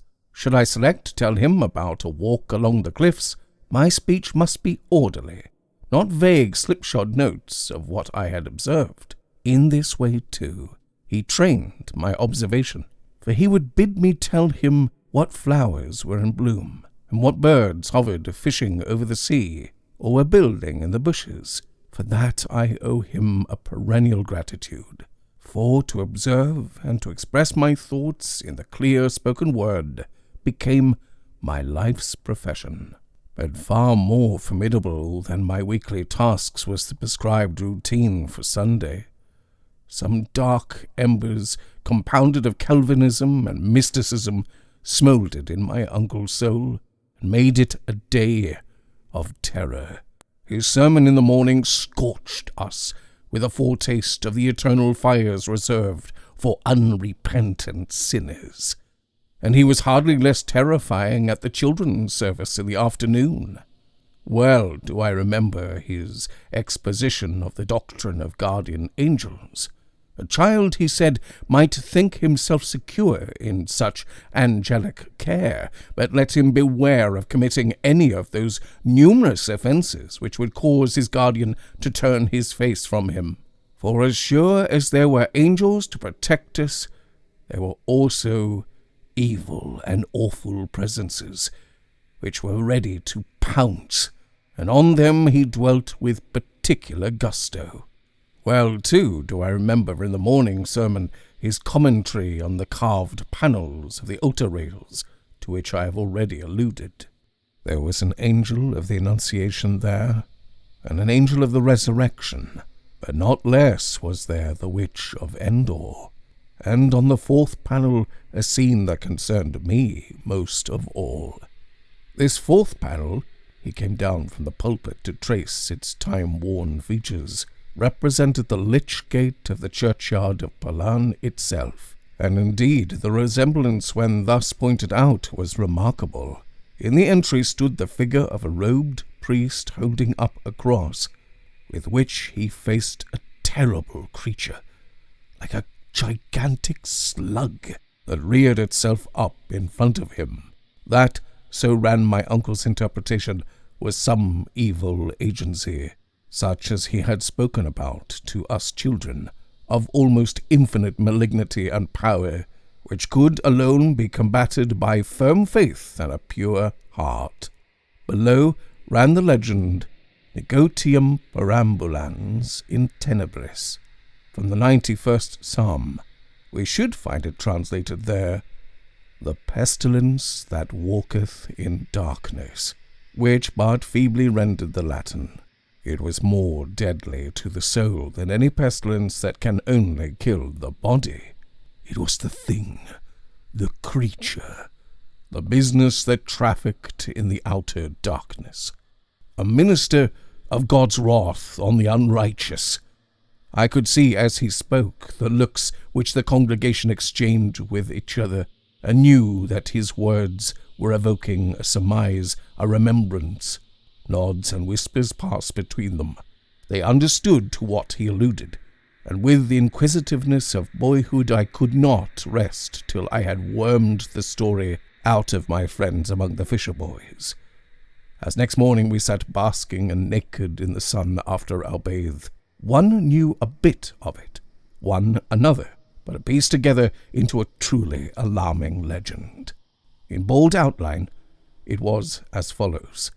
A church, far more ancient than that in which my uncle terrified us every Sunday, had once stood not 300 yards away, on the shelf of level ground below the quarry from which its stones were hewn.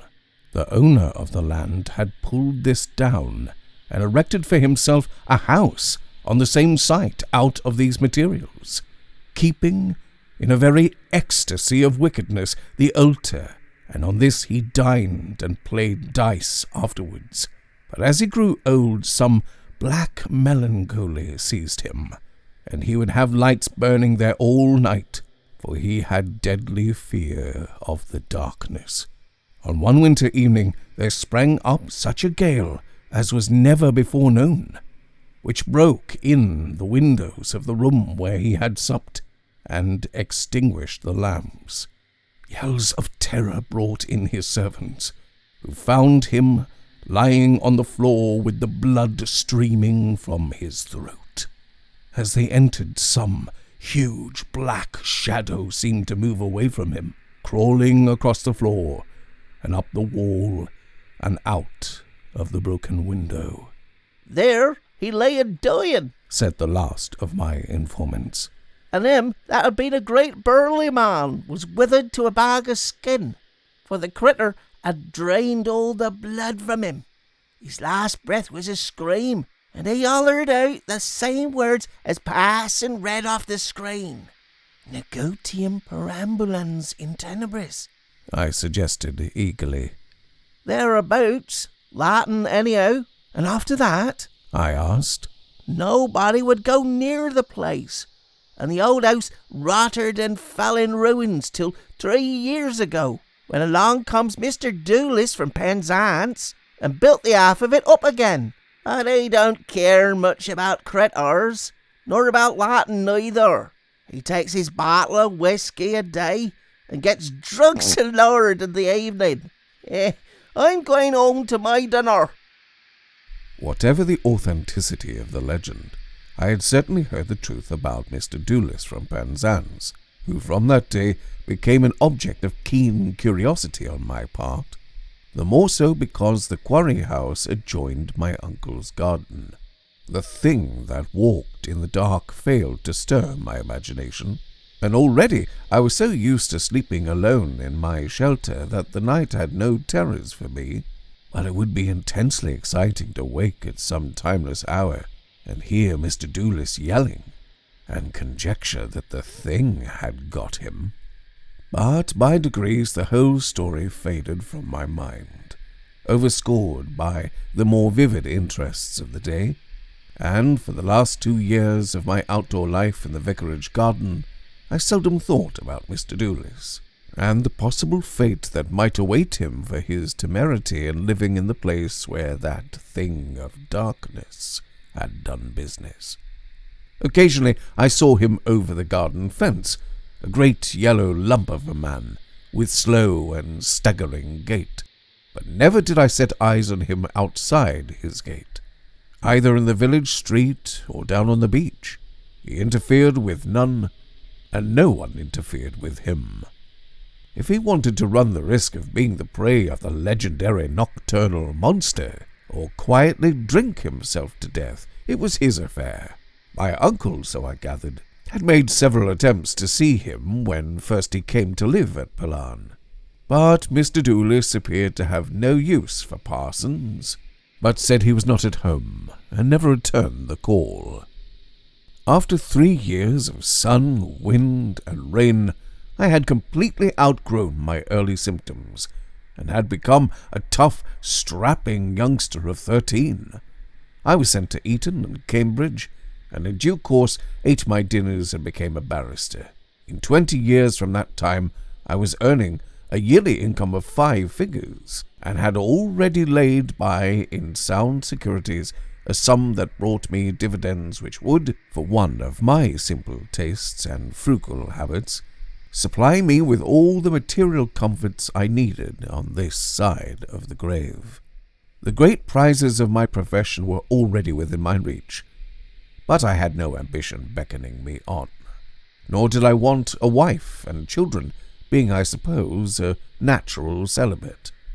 In fact, there was only one ambition, which through these busy years had held the lure of blue and far-off hills to me, and that was to get back to Palan, and live once more isolated from the world, with the sea and the gorse-clad hills for playfellows, and the secrets that lurked there for exploration.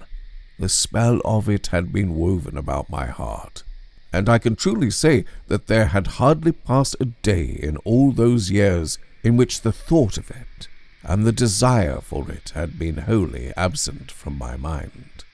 Though I had been in frequent communication with my uncle there during his lifetime, and after his death, with his widow who still lived there, I had never been back to it since I embarked on my profession, for I knew that if I went there, it would be a wrench beyond my power to tear myself away again.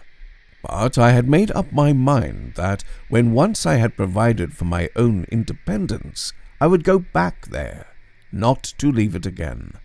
And yet I did leave it again, and now nothing in the world would induce me to turn down the lane from the road that leads from Penzance to the Land's End, and see the sides of the Coombe rise steep above the roofs of the village, and hear the gulls chiding as they'd fish in the bay. One of the things invisible, of the dark powers, leaped into light, and I saw it with my own eyes. The house where I had spent those 3 years of boyhood had been left for life to my aunt, and when I made it known to her my intention of coming back to Palan, she suggested that, till I found a suitable house or found her proposal unsuitable, I should come to live with her. "The house is too big for a lone old woman," she wrote, "and I have often thought of quitting and taking a little cottage sufficient for me and my requirements. But come and share it, my dear, and if you find me troublesome, you or I can go. You may want solitude, most people in Pallern do, and will leave me, or else I will leave you. One of the main reasons of my stopping here all these years was a feeling that I must not let the old house starve. Houses starve, you know, if they are not lived in. They die a lingering death. The spirit of them grows weaker and weaker, and at last fades out of them. Isn't this nonsense to your London notions?" Naturally, I accepted with warmth this tentative arrangement, and on an evening in June found myself at the head of the lane leading down to Pallern, and once more I descended into the steep valley between the hills. Time had stood still, apparently, for this coombe. The dilapidated signpost, or its successor, pointed a rickety finger down the lane, and a few hundred yards farther on was the white box for the exchange of letters. Point after remembered point met my eye, and what I saw was not shrunk, as is often the case with the revisited scenes of childhood, into a smaller scale. There stood the post office, and there the church, and close beside it the vicarage, and beyond the tall shrubberies which separated the house for which I was bound from the road, and beyond that again the grey roofs of the quarry house, damp and shining with the moist evening wind from the sea. All was exactly as I remembered it, and above all that sense of seclusion and isolation. Somewhere above the tree-tops climbed the lane which joined the main road to Penzance, but all had become immeasurably distant. The years that had passed since I last turned in at the well-known gate faded like a frosty breath, and vanished in this warm, soft air.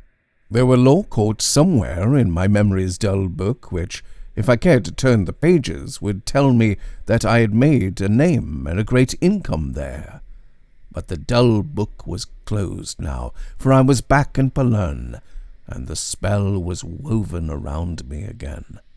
And if Pallern was unchanged, so too was Aunt Hester, who met me at the door.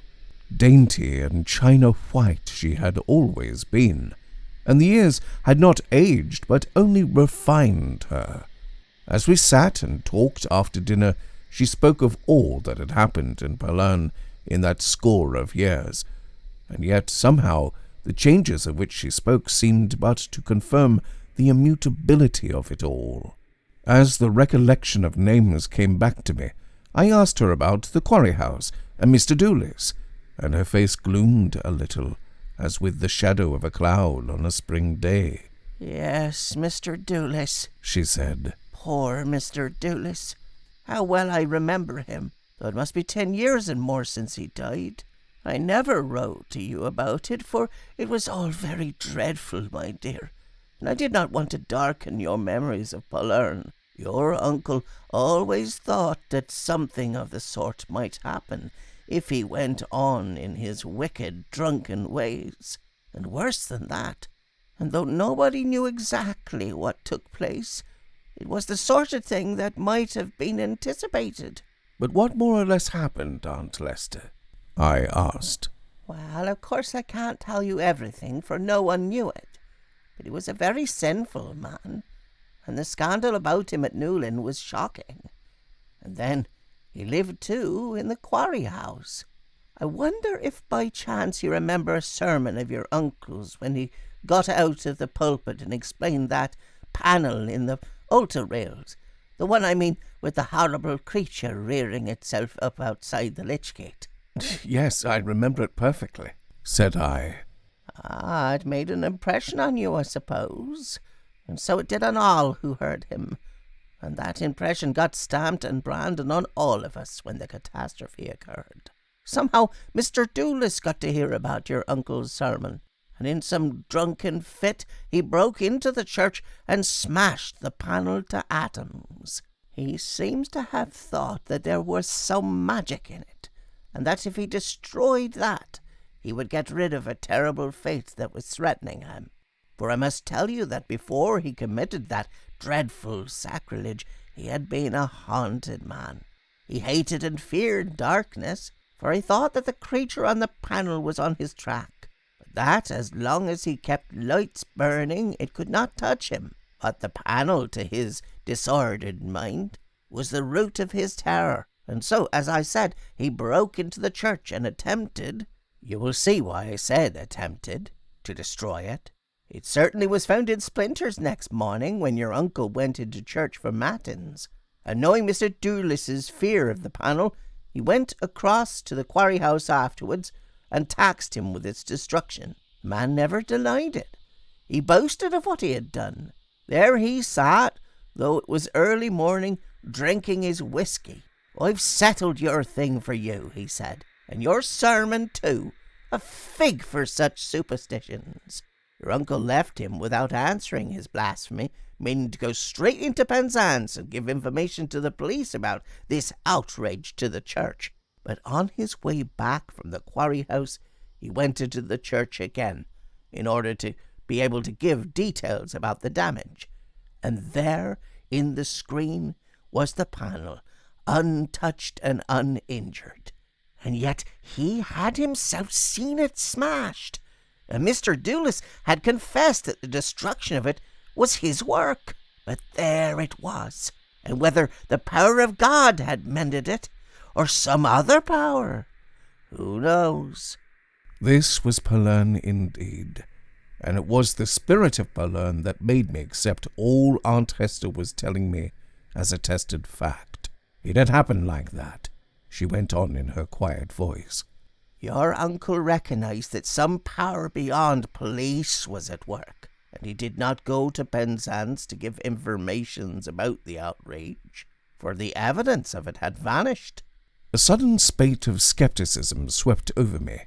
There must have been some mistake, I said. It hadn't been broken.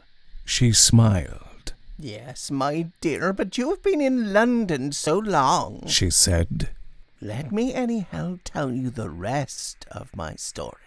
That night, for some reason, I could not sleep. It was very hot and airless. I dare say you will think that the sultry conditions accounted for my wakefulness. Once and again, as I went to the window to see if I could not admit more air, I could see from it the quarry house, and I noticed the first time that I left my bed that it was blazing with lights, but the second time I saw that it was all in darkness, and as I wondered at that, I heard a terrible scream, and the moment afterwards the steps of someone coming at full speed down the road outside the gate.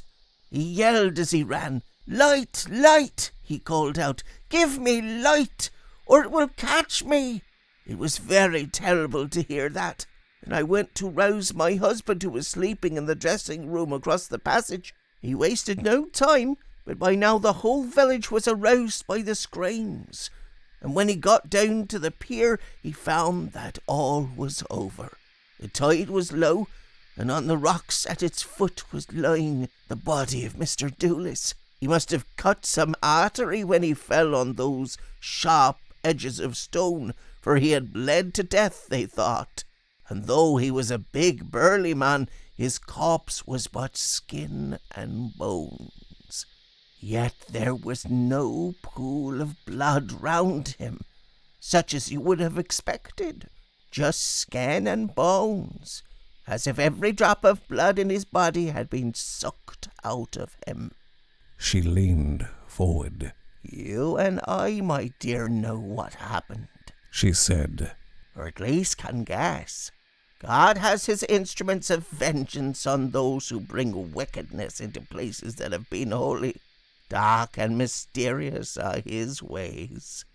Now, what I should have thought of such a story if it had been told me in London, I can easily imagine. There was such an obvious explanation. The man in question had been a drunkard. What wonder if the demons of delirium pursued him? But here in Pallern, it was different. And who is in the quarry house now? I asked. Years ago the fisher boys told me the story of the man who first built it and of his horrible end, and now again it has happened. Surely no one has ventured to inhabit it once more. I saw in her face, even before I asked that question, that somebody had done so. "Yes, it is lived in again," said she, "for there is no end to the blindness. I don't know if you remember him. He was tenant of the vicarage many years ago." "Oh, John Evans," said I. "Yes, such a fine fellow he was too. Your uncle was pleased to get so good a tenant. And now—" She rose. "Oh, Aunt Hester, you shouldn't leave your sentences unfinished." She shook her head. "My dear, that sentence will finish itself," she said. "But what a time of night! I must go to bed, and you too, or they will think we have to keep lights burning here through the dark hours."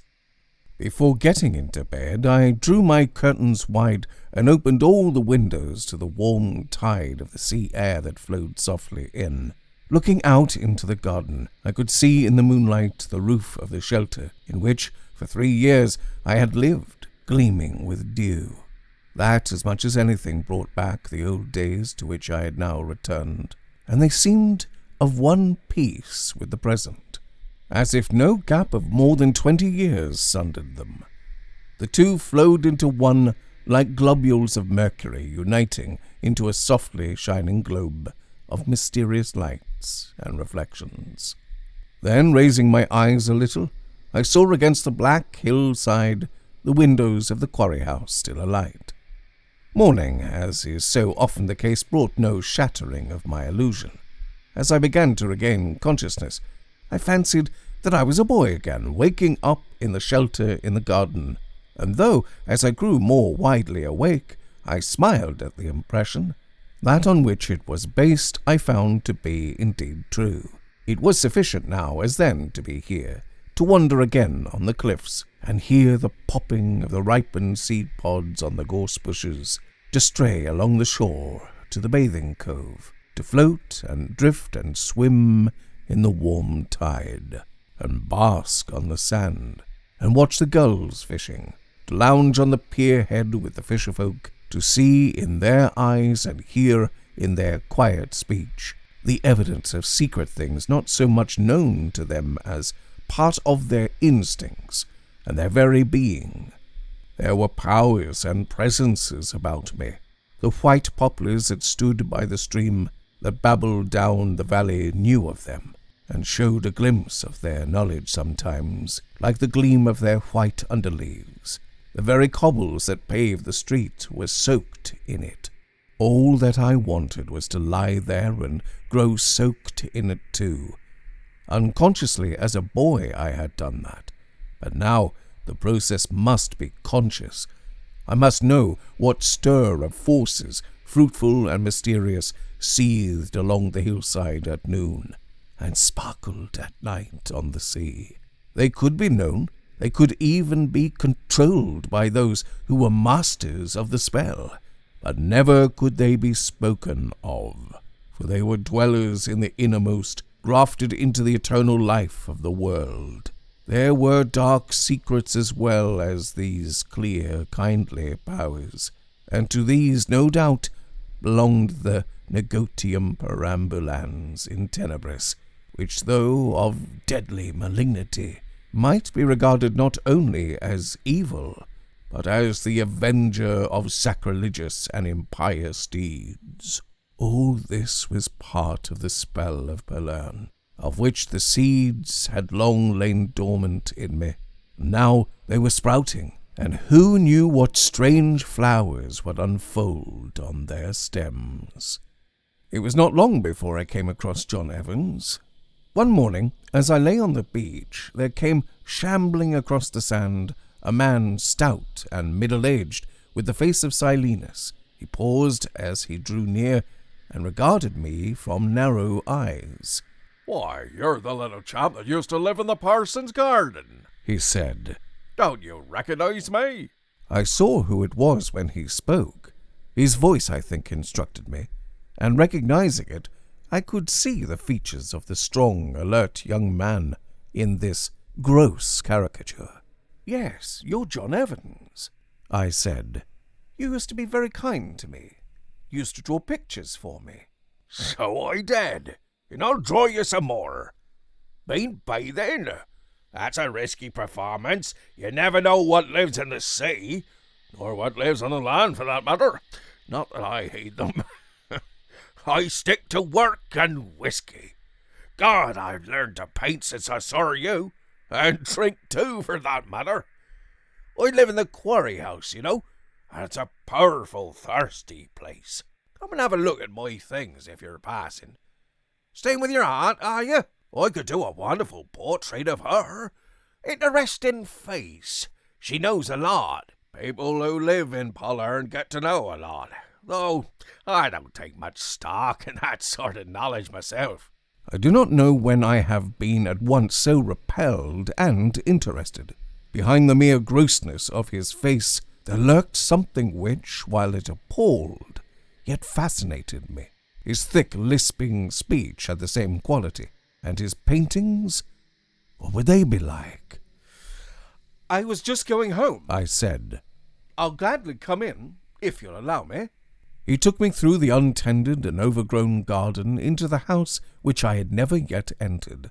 A great grey cat was sunning itself in the window, and an old woman was laying lunch in a corner of the cool hall into which the door opened.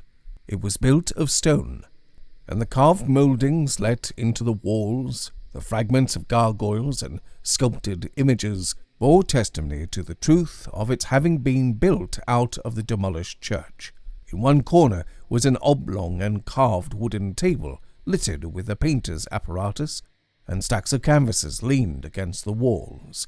He jerked his thumb towards a head of an angel that was built into the mantelpiece and giggled. "Quite a sanctified air," he said.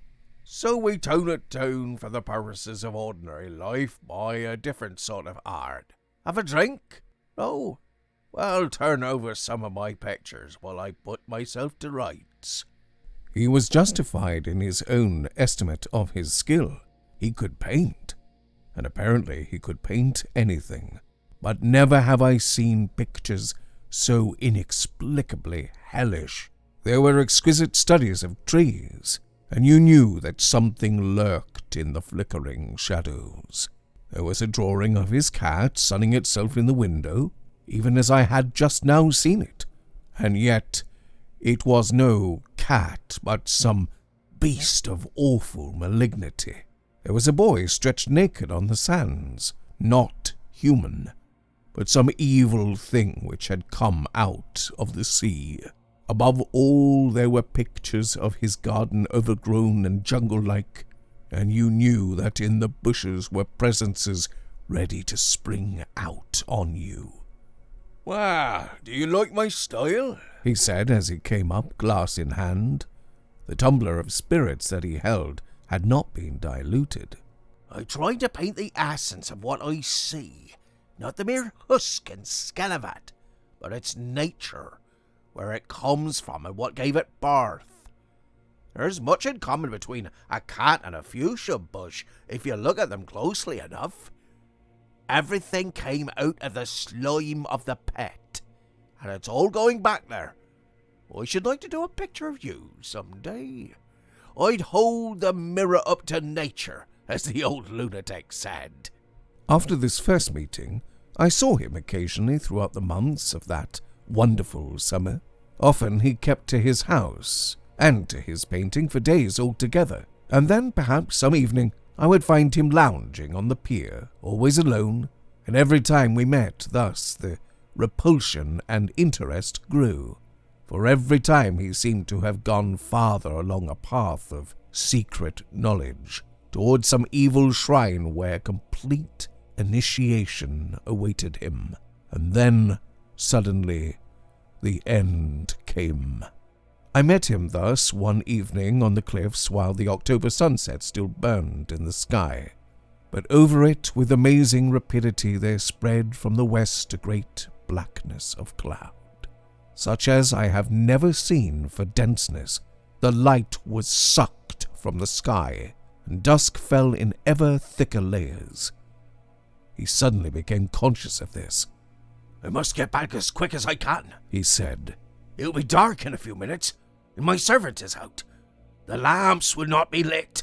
He stepped out with extraordinary briskness for one who shambled and could scarcely lift his feet, and soon broke into a stumbling run.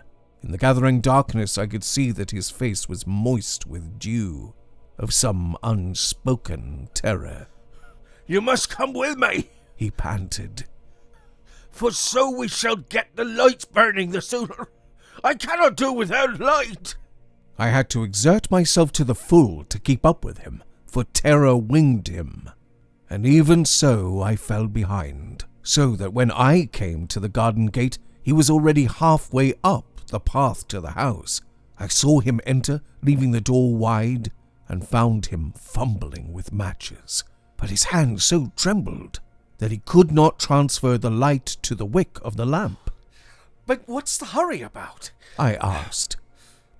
Suddenly his eyes focused themselves on the open door behind me, and he jumped from his seat beside the table which had once been the altar of God, with a gasp and a scream. "No, no!" he cried. "Keep it off!" I turned and saw what he had seen. The thing had entered, and now was swiftly sliding across the floor towards him, like some gigantic caterpillar. A stale phosphorescent light came from it, for though the dusk had grown to blackness outside, I could see it quite distinctly in the awful light of its own presence.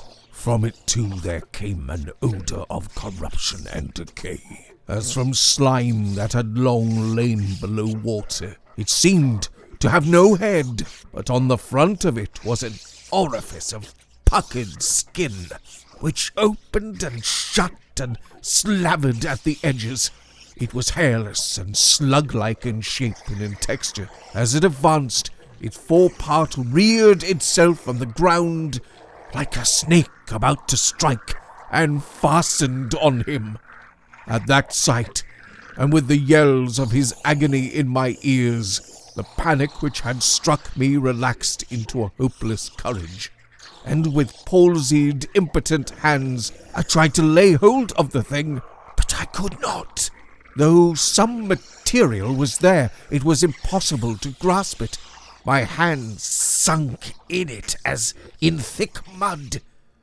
It was like wrestling with a nightmare. I think that but a few seconds elapsed before all was over. The screams of the wretched man sank to moans and mutterings as the thing fell on him. He panted once or twice and was still.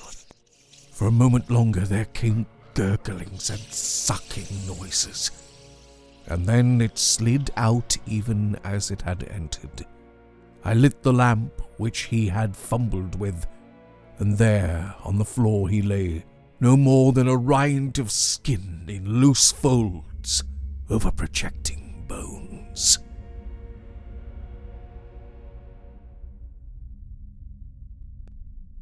Negotium Perambulans is dedicated to my dear friend and top-tier patron, Prism. Thank you very much for everything you do and everything you are. And now it's time for another story.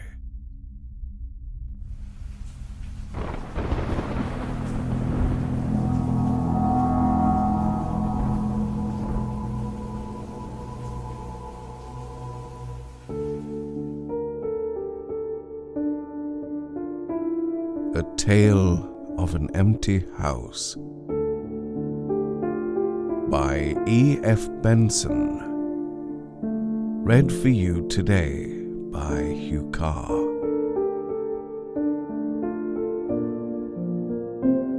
It had been a disastrous afternoon. Rain had streamed incessantly from a low grey sky, and the road was of the vilest description. There were sections consisting of sharp flints, newly laid down and not yet rolled into amenity, and the stretches in between were worn into deep ruts and bouncing holes. so that it was impossible anywhere to travel at even a moderate speed. Twice we had punctured, and now, as the stormy dusk began to fall, something went wrong with the engine, and after crawling on for 100 yards or so, we stopped.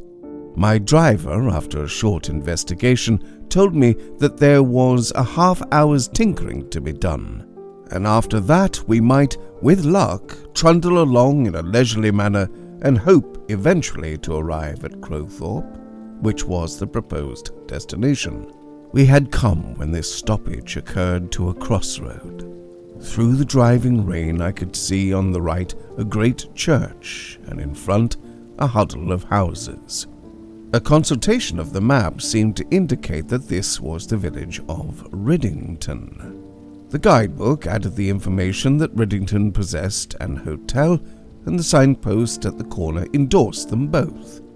To the right, along the main road into which we had struck, was Crowthorpe, 15 miles away, and straight in front of us, half a mile distant, was the hotel. The decision was not difficult. There was no reason why I should get to Crowthorpe tonight instead of tomorrow, for the friend whom I was to meet there would not arrive until next afternoon, and it was surely better to limp half a mile with a spasmodic engine than to attempt 15 miles on this inclement evening. "We'll spend the night here," I said to my chauffeur. "The road dips downhill, and it's only half a mile to the hotel. I dare say we shall get there without using the engine at all. Let's try anyhow." We hooted and crossed the main road, and began to slide very slowly down a narrow street. It was impossible to see much, but on either side there were little houses with lights streaming through blinds, or with blinds still undrawn, revealing cosy interiors. Then the incline grew steeper, and close in front of us I saw masts against a sheet of water that appeared to stretch unbroken into the rain-shrouded gloom of the gathering night. Riddington then must be on the open sea, though how it came about that boats should be tied up to an open quay wall was a puzzle. But perhaps there was some jetty invisible in the darkness, which protected them. I heard the chauffeur switch on his engine, and we made a sharp turn to the left, and we passed below a long row of lighted windows, shining out onto a rather narrow road, on the right edge of which the water lapped. Again we turned sharply to the left, described a half-circle on crunching gravel, and drew up at the door of the hotel. There was a room for me, there was a garage, and there was a room for him, and dinner had not long begun. Among the little excitements and surprises of travel, there is none more delightful than that of waking in a new place at which one has arrived after nightfall on the previous evening. The mind has received a few hints and dusky impressions, and probably during sleep it has juggled with these, constructing them into some sort of coherent whole, and next morning its anticipations are put to the proof. Usually the mind has seen more than it has consciously registered, and the brain has fitted together, as in the manner of a jigsaw puzzle, a very fair presentment of its immediate surroundings. When I woke next morning, a brilliantly sunny sky looked in at my windows. There was no sound of wind or of breaking waves, and before getting up and verifying my impressions of the night before, I lay and watched in my imagined picture. In front of my windows there would be a narrow roadway bordered by a quay wall. There would be a breakwater, forming a harbour for the boats that lay at anchor there, and away to the horizon would stretch an expanse of still and glittering sea. I ran over these points in my mind. They seemed an inevitable inference from the glimpses of the night before, and then, assured of my correctness, I got out of bed and went to the window. I have never experienced so complete a surprise. There was no harbour, there was no breakwater, and there was no sea. A very narrow channel, 3/4 choked with sandbanks, on which now rested the boats whose masts I had seen the previous evening, ran parallel to the road, and then turned at right angles and went off into the distance. Otherwise no water of any sort was visible, right and left, and in front stretched a limitless expanse of shining grasses with tufts of shrubby growth and great patches of purple sea lavender. Beyond were tawny sandbanks, and further yet a line of shingle and scrub and sand dunes.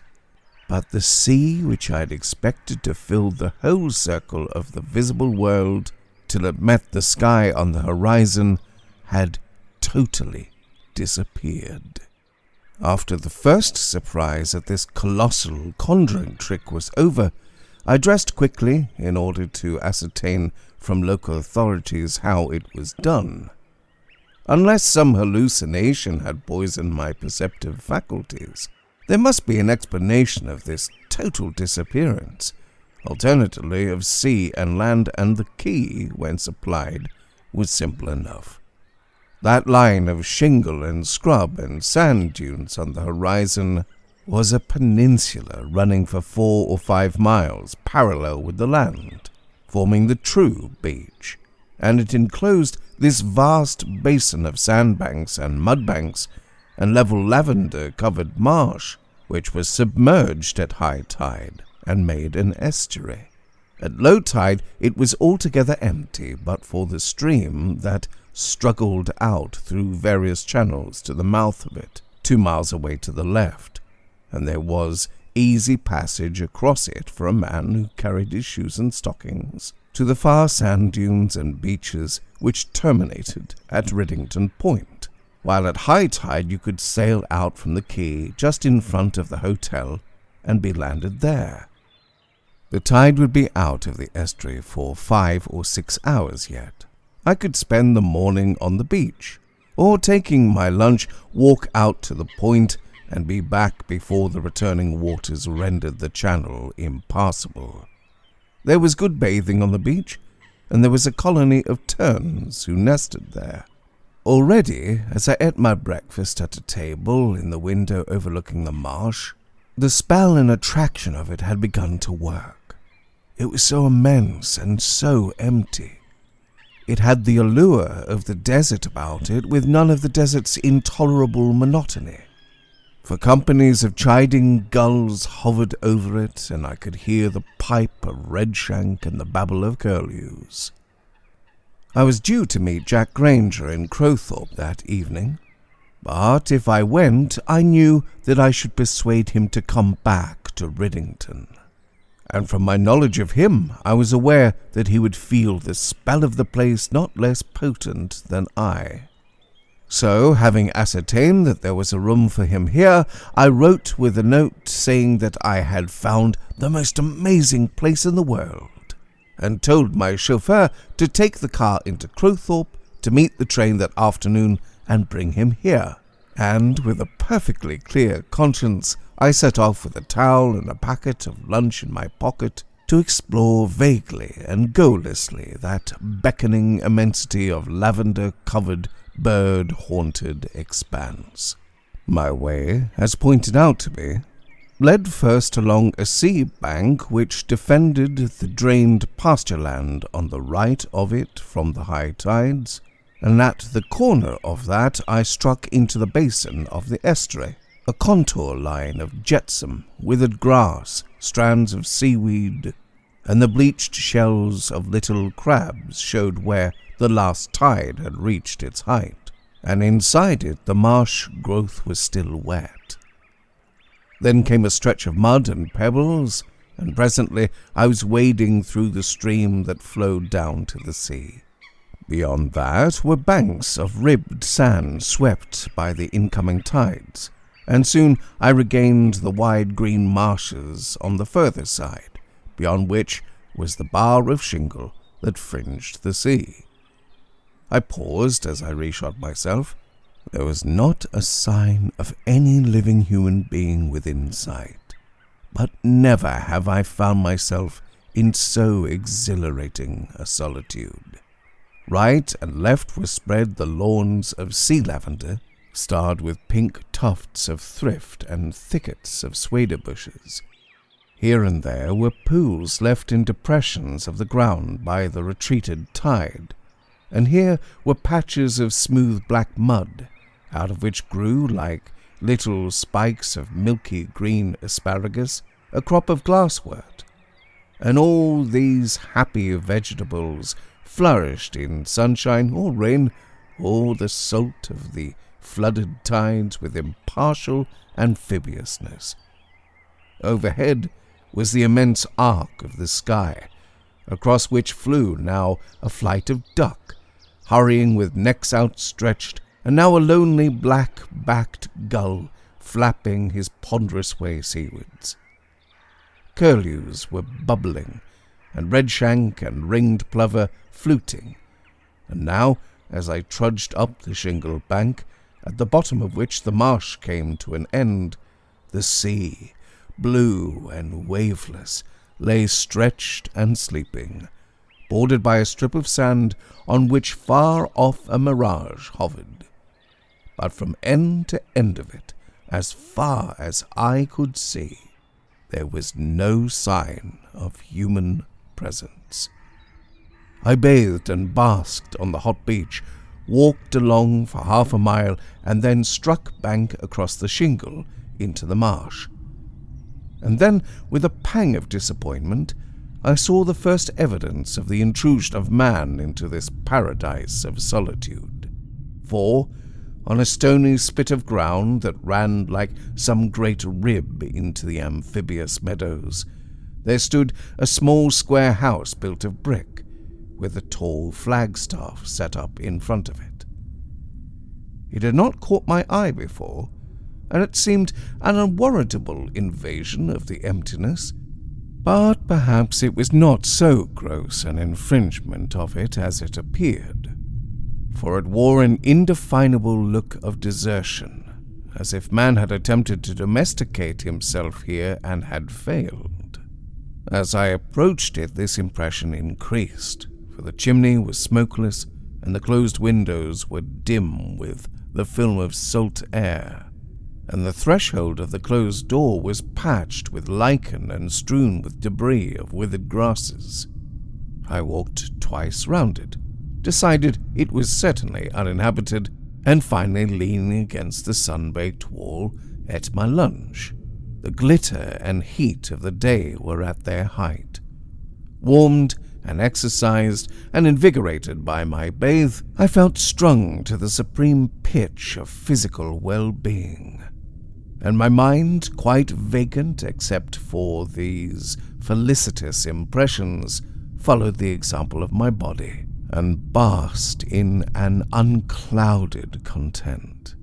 And I suppose by a sense of the Lucretian luxury of contrast, it began to picture to itself, in order to accentuate these blissful conditions, what this sunlit solitude would be like when some November night began to close in underneath a low grey sky and a driving storm of sleet. Its solitariness would be turned into an abominable desolation if from some unconjecturable cause one was forced to spend the night here. How the mind would long for any companionship! How sinister would become the calling of the birds! How weird the whistle of the wind round the cavern of this abandoned habitation! Or would it be just the other way about, and would one only be longing to be assured that the seeming solitude was real, and that no invisible but encroaching presence soon to be made manifest was creeping nearer under cover of the dusk, and be shuddering to think that the wail of the wind was not only the wind, but the cry of some discarnate being, and that it was not the curlews that made the melancholy piping. By degrees the edge of thought grew blunt and melted into inconsequent imaginings, and I fell asleep. I woke with a start from the trouble of a dream that faded with waking, but felt sure that some noise close at hand had aroused me. And then it came again. It was the footfall of someone moving about inside the deserted house, against the wall of which my back was propped. Up and down it went, then paused and began again. It was like that of a man who waited with impatience for some expected arrival. I noticed also that the footfall had an irregular beat, as if the walker went with a limp. Then, in a minute or two, the sound ceased altogether. An odd uneasiness came over me, for I had been so certain that the house was uninhabited. Then, turning my head, I noticed that in the wall just above me was a window, and the notion, wholly irrational and unfounded, entered my mind that the man inside who tramped was watching me from it. When once that idea got hold of me, it became impossible to sit there in peace any more, and I got up and shoveled into my knapsack my towel and the remains of my meal.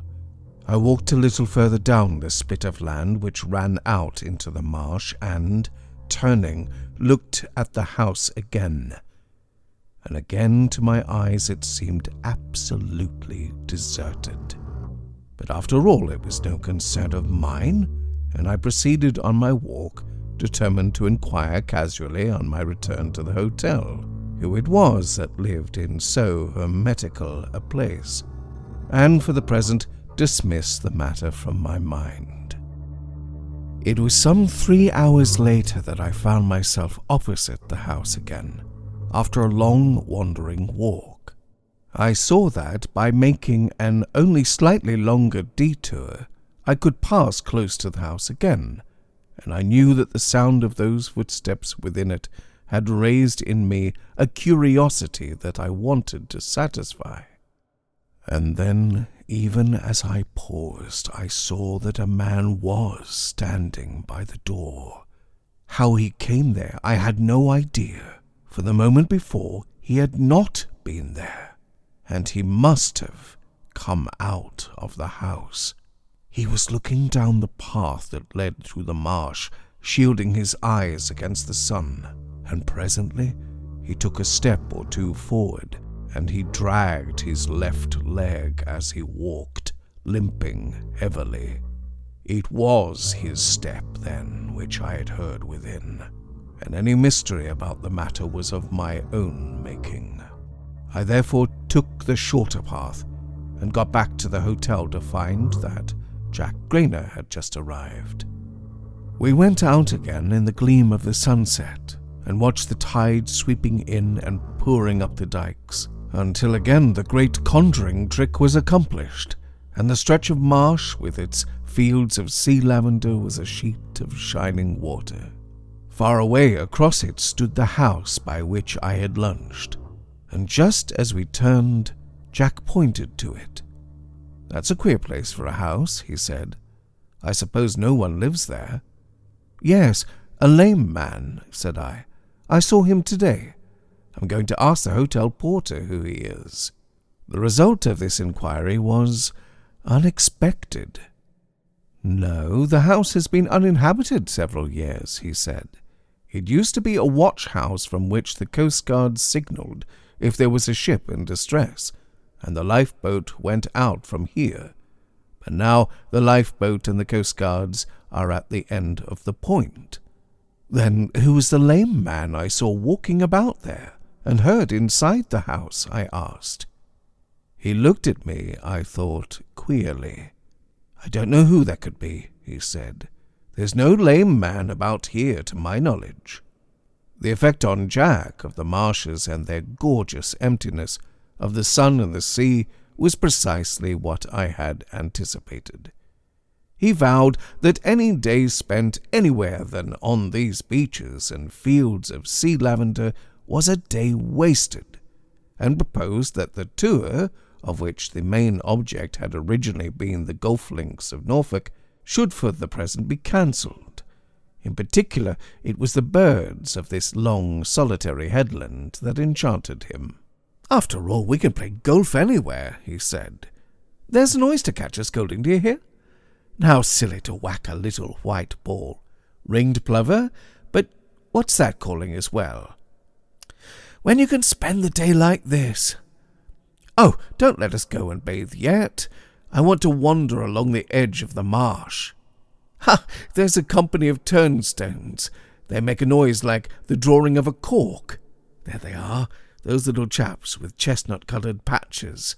Let's go along the near edge of the marsh and come out by the house where your lame man lives." We took, therefore, the path with the longer detour which I had abandoned last night. I had said nothing to him of what the hotel porter had told me, that the house was unlived in, and all he knew was that I had seen a lame man, apparently in occupation there. My reason for not doing so, to make the confession at once, was that I already half believed that the steps I had heard inside and the lame man I had seen watching outside did not imply, in the porter's sense of the word, that the house was occupied, and I wanted to see whether Jack, as well as myself, would be conscious of any such tokens of a presence there. And then the oddest thing happened. All the way up to the house his attention was alert on the birds, and in especial on a piping note which was unfamiliar to him. In vain he tried to catch sight of the bird that uttered it, and in vain I tried to hear it. "It doesn't sound like any bird I know," he said. "In fact, it doesn't sound like a bird at all, but like some human being whistling. There it is again. Is it possible you don't hear it?" We were now quite close to the house. "There must be someone there who is whistling," he said. "It must be your lame man. Lord, yes, it comes from inside the house. So that's explained. And I hoped it was some new bird. But why can't you hear it?" "Some people can't hear a bat squeak," said I. Jack, satisfied with the explanation, took no more interest in the matter, and we struck across the shingle, bathed and lunched, and tramped on to the tumble of sand dunes in which the point ended. For a couple of hours we strolled and lazed there in the liquid and sunny air, and reluctantly returned in order to cross the ford before the tide came in. As we retraced our way, I saw coming up from the west a huge continent of cloud, and just as we reached the spit of land on which the house stood, a jagged sword of lightning flickered down to the low hills across the estuary, and a few big raindrops plopped on the shingle. "We're in for a drenching," he said. "Ha! Let's ask for shelter at your lame man's house. Better run for it."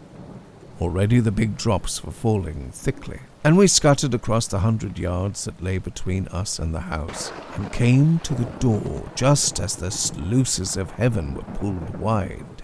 He rapped on it, but there came no answer. He tried the handle of it, but the door did not yield, and then by a sudden inspiration he felt along the top of the lintel and found a key. It fitted into the wards, and next moment we stood within.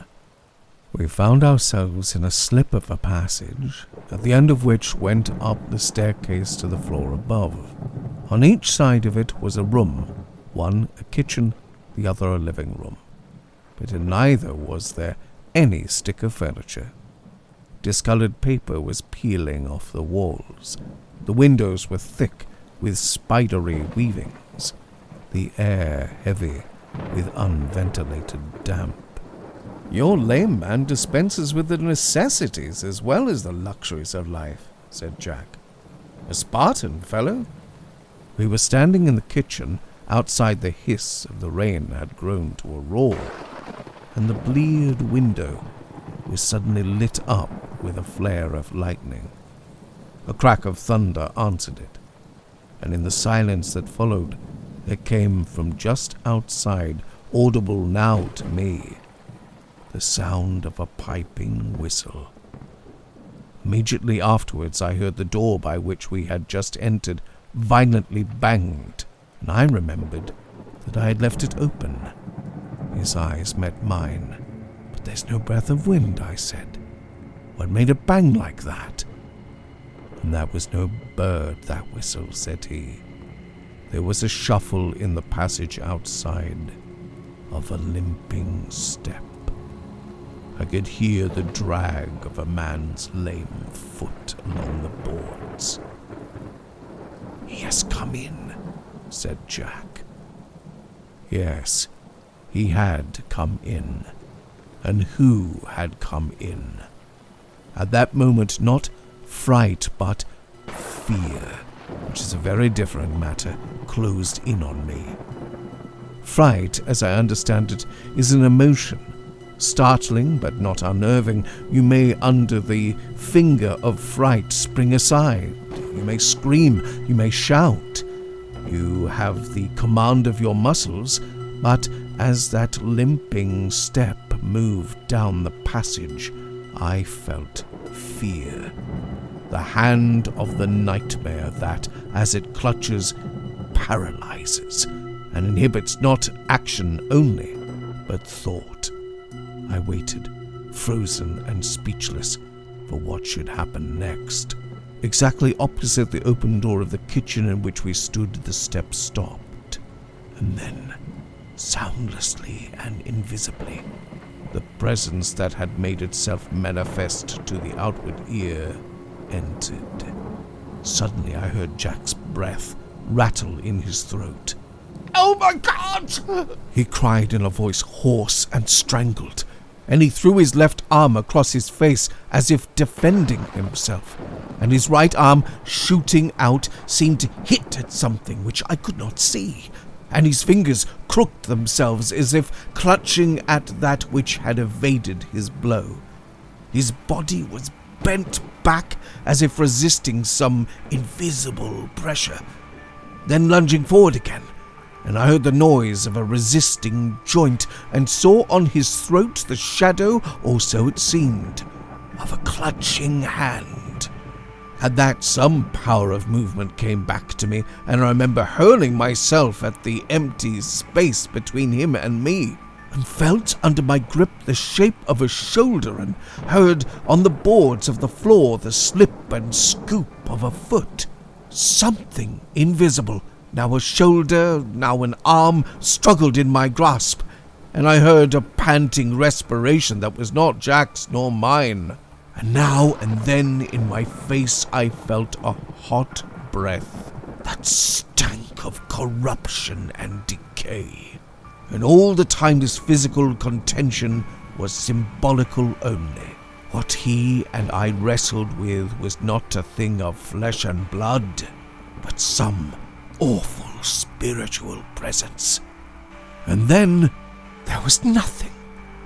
The ghostly invasion ceased as suddenly as it had begun, and there was Jack's face gleaming with sweat close to mine, as we stood with dropped arms opposite each other in an empty room, with the rain beating on the roof and the gutters chuckling. No word passed between us. Next moment, we were out in the pelting rain, running for the ford. The deluge was sweet to my soul. It seemed to wash away that horror of great darkness and that odor of corruption in which we had been plunged.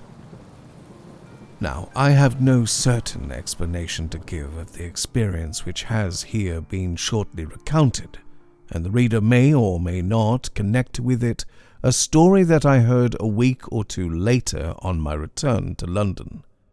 A friend of mine and I had been dining at my house one evening, and we had discussed a murder trial then going on, of which the papers were full. "It isn't only the atrocity that attracts," he said. "I think it is the place where the murder occurs that is the cause of the interest in it. A murder at Brighton or Margate or Ramsgate, any place which the public associates with pleasure trips, attracts them because they know the place and can visualize the scene. But when there is a murder at some small unknown spot, which they have never heard of, there is no appeal to their imagination. Last spring, for instance, there was a murder at that small village on the coast of Norfolk. I've forgotten the name of the place, though I was in Norwich at the time of the trial and was present in court. It was one of the most awful stories I ever heard, as ghastly and sensational as this last affair, but it didn't attract the smallest attention. Odd that I can't remember the name of the place, when all the rest is so vivid to me. Tell me about it, I said. I never heard of it. Well, there was this little village, and just outside it was a farm owned by a man called John Beardsley. He lived there with his only daughter, an unmarried woman of about 30, a good-looking, sensible creature apparently, the last in the world you would have thought to do anything unexpected.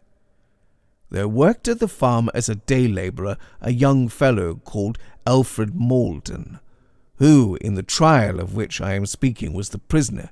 He had one of the most dreadful faces I ever saw, a cat-like receding forehead, a broad, short nose, and a great red sensual mouth, always on the grin. He seemed positively to enjoy being the central figure round whom all the interest of those ghoulish women who thronged the court was concentrated, and when he shambled into the witness box— Shambled? I asked. Yes, he was lame. His left foot dragged along the floor as he walked. As he shambled into the witness box, he nodded and smiled to the judge, and clapped his counsel on the shoulder, and leered at the gallery. He worked on the farm, as I was saying, doing jobs that were within his capacity, among which was certain housework, carrying coals and what not. For John Beardsley, though very well off, kept no servant, and his daughter, Alice, that was her name, ran the house. And what must she do but fall in love? It was no less than that with this monstrous and misshapen fellow. One afternoon her father came home unexpectedly and caught them together in the parlour, kissing and cuddling. He turned the man out of the house neck and crop, gave him his week's wages, and dismissed him, threatening him with a fine thrashing if he ever caught him hanging about the place. He forbade his daughter ever to speak to him again, and in order to keep watch over her, got in a woman from the village who would be there all day while he was out on the farm. Young Malden, deprived of his job, tried to get work in the village, but none would employ him, for he was a black-tempered fellow, ready to pick a quarrel with anyone, and an unpleasant opponent, for, with all his lameness, he was of immense muscular strength. For some weeks he idled about in the village, getting a chance job occasionally, and no doubt, as you will see, Alice Beardsley managed to meet him. The village, its name still escapes me, lay on the edge of a big tidal estuary, full at high water, but on the ebb of a broad stretch of marsh and sand and mud banks, beyond which ran a long belt of shingle that formed the seaward side of the estuary. On it stood a disused coastguard house a couple of miles away from the village, and in as lonely a place as you would find anywhere in England. At low tide there was a shallow ford across to it, and in the sandbanks round about it some beds of cockle. Malden, unable to get regular work, took to cockle digging, and during the summer, when the tide was low, Alice, it was no new thing to her, used to go over the ford to the beach beyond and bathe. She would go across the sandbanks where the cockle diggers, Malden among them, were at work, and if he whistled as she passed, that was the signal between them that he would slip away presently and join her at the disused coastguard house. And there, throughout the summer, they used to meet.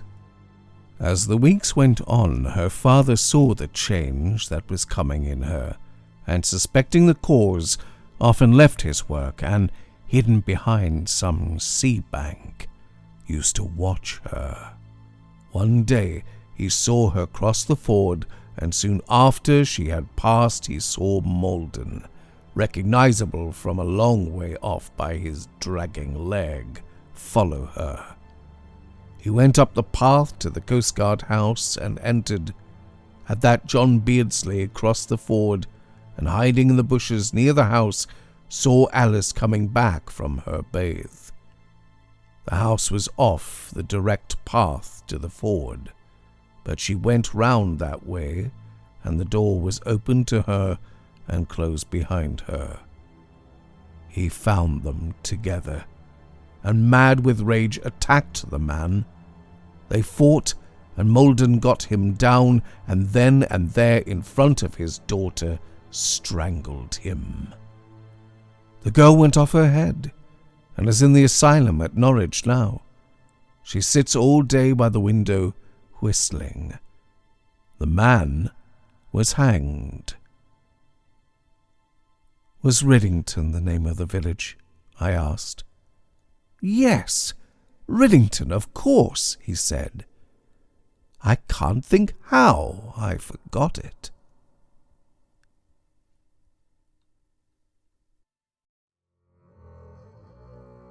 A Tale of an Empty House is dedicated to Black Dog Chronicles actress and Patreon supporter Jenny Lane. Listen out for her performance in The Open Window by Saki.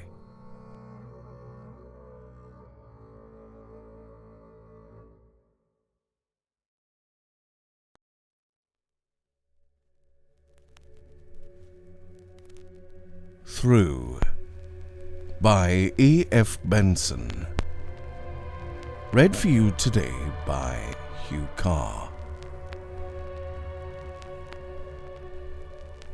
Richard Waghorn was among the cleverest and most popular of professional mediums, and a never-failing source of consolation to the credulous.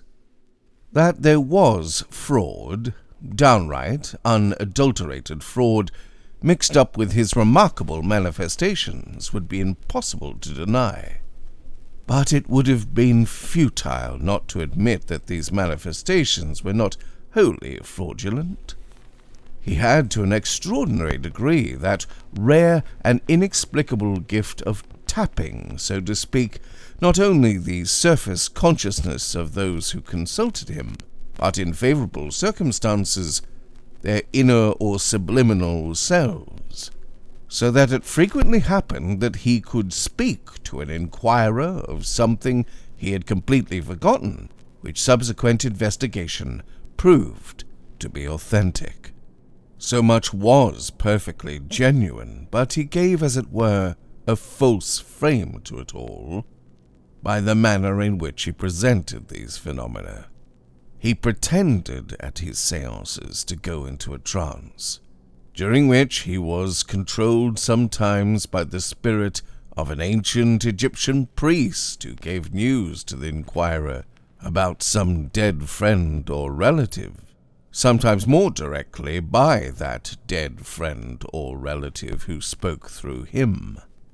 As a matter of fact, Waghorn would not be in a trance at all, but perfectly conscious, extracting as he sat, quiescent, with closed eyes, the knowledge, remembered or even forgotten, that lurked in the mind of his sitter, and bringing it out in the speech of Mentu, the Egyptian controller, or of the lost friend or relative about whom inquiry was being made. Fraudulent also, as purporting to come from the intelligence of discarnate spirits, were the pieces of information he gave as to the conditions under which those who had passed over still lived. And it was here that he chiefly brought consolation to the credulous, for he represented the dead as happy and busy and full of spiritual activities. This information, to speak frankly, he obtained entirely from his own conscious mind. He made it up. And we cannot really find an excuse for him in the undoubted fact that he sincerely believed in the general truth of all he said, when he spoke of the survival of individual personality.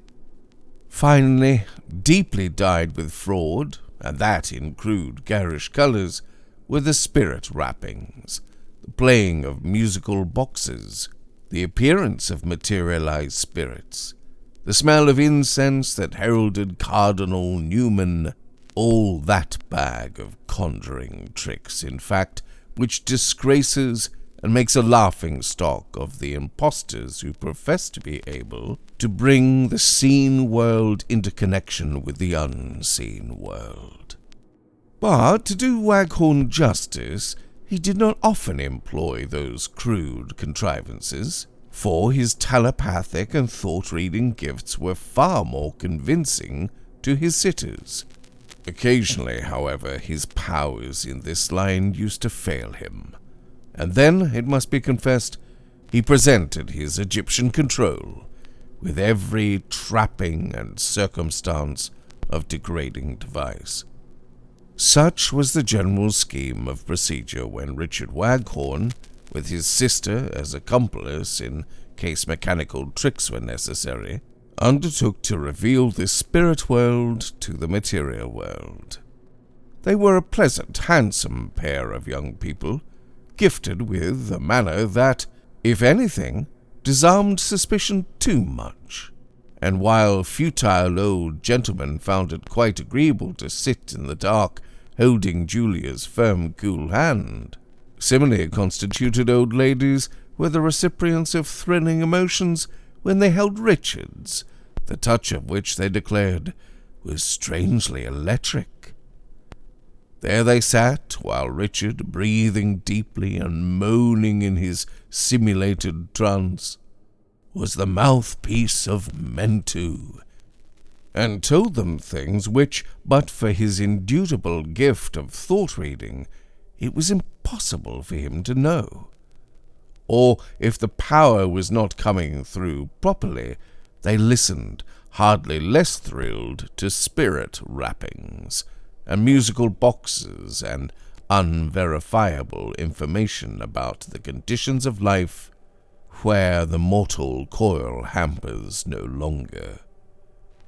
It was all very interesting and soothing and edifying, and then one day there occurred an eruption of something wholly unexpected and incredible.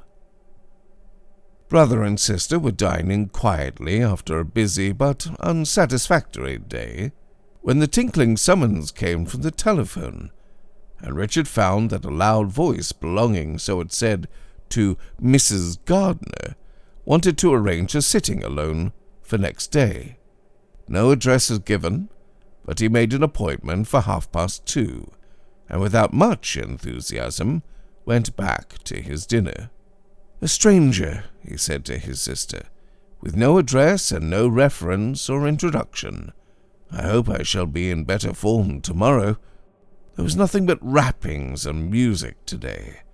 They are boring, and also they are dangerous, for one may be detected at any time.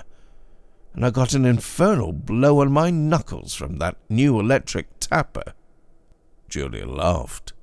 "I know, I heard it," she said. "There was quite a wrong noise in one of the taps as we were spelling out Silver Wing." He lit his cigarette, frowning at the smoke. "That's the worst of my profession," he said. "On some days I can get right inside the mind of the sitter and, as you know, bring out the most surprising information. But on other days, today for instance, and there have been many such lately, there's a mere blank wall in front of me. I shall lose my position if it happens often. Nobody will pay my fees only to hear spirit rappings and generalities." "They're better than nothing," said Julia. "Very little. They help to fill up, but I hate using them. Don't you remember, when we began investigating, just you and I alone, how often we seemed on the verge of genuine supernatural manifestations? They appeared to be just round the corner." "Yes, but we never turned the corner. We never got beyond mere thought-reading." He got up. I know we didn't, but there always seemed a possibility. The door was ajar, it wasn't locked, and it has never ceased to be ajar. Often, when the mere thought-reading, as you call it, is flowing along most smoothly, I feel that if only I could abandon my whole consciousness a little more completely, somebody would really take control of me. I wish it would, and yet I'm frightened of it. It might revenge itself for all the frauds I've perpetuated in its name. Come, let's play piquet and forget about it all. It was settled that Julia should be present next day when the stranger came for her sitting, in order that if Richard's thought-reading was not coming through any better than it had done lately, she would help in the wrappings and the luminous patches and the musical box. Mrs. Gardiner was punctual to her appointment, a tall, quiet, well-dressed woman, who stated with perfect frankness her object in wishing for a séance and her views about spirit communication.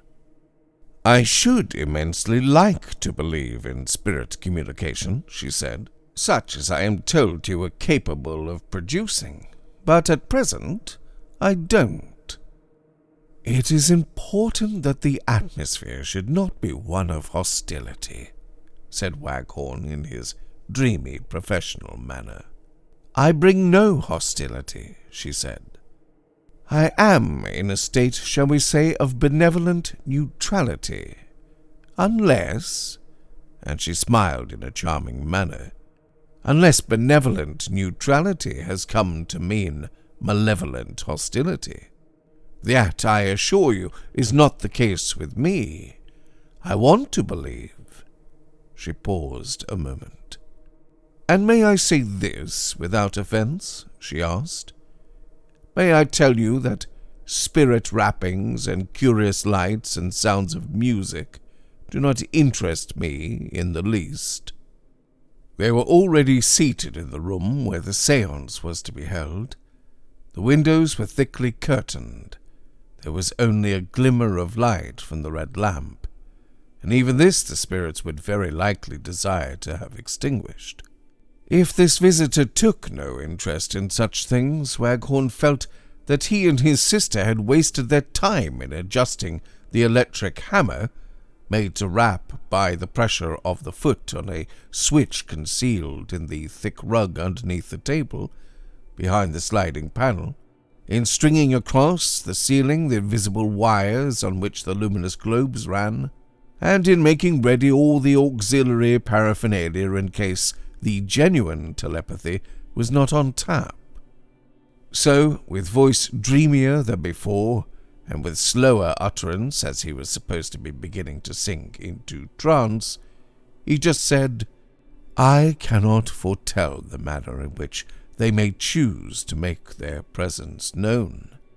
He gave one loud rap, which perfectly conveyed the word no to his sister, indicating that the conjuring tricks were not to be used.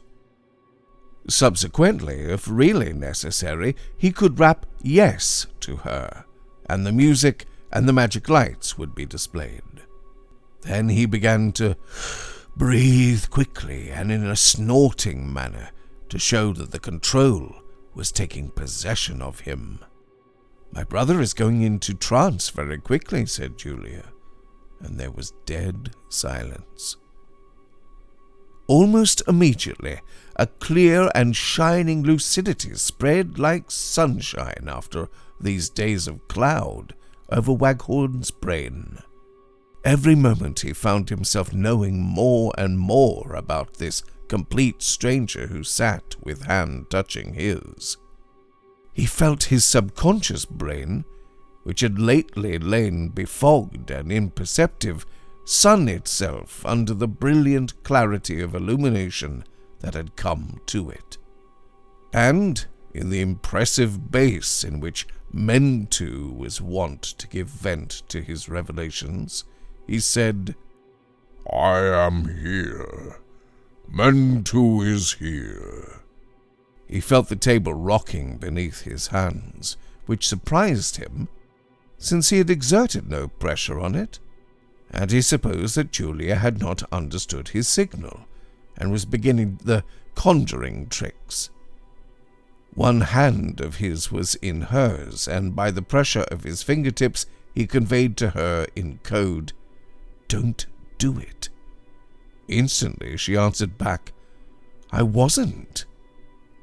He paid no more heed to that, though the table continued to oscillate and tip in a very curious manner, for his mind was steeped in this flood of images that impressed themselves on his brain. "What shall Mentu tell you today?" he went on, with pauses between the sentences. "Someone has come to consult Mentu. It is a lady. I can see her.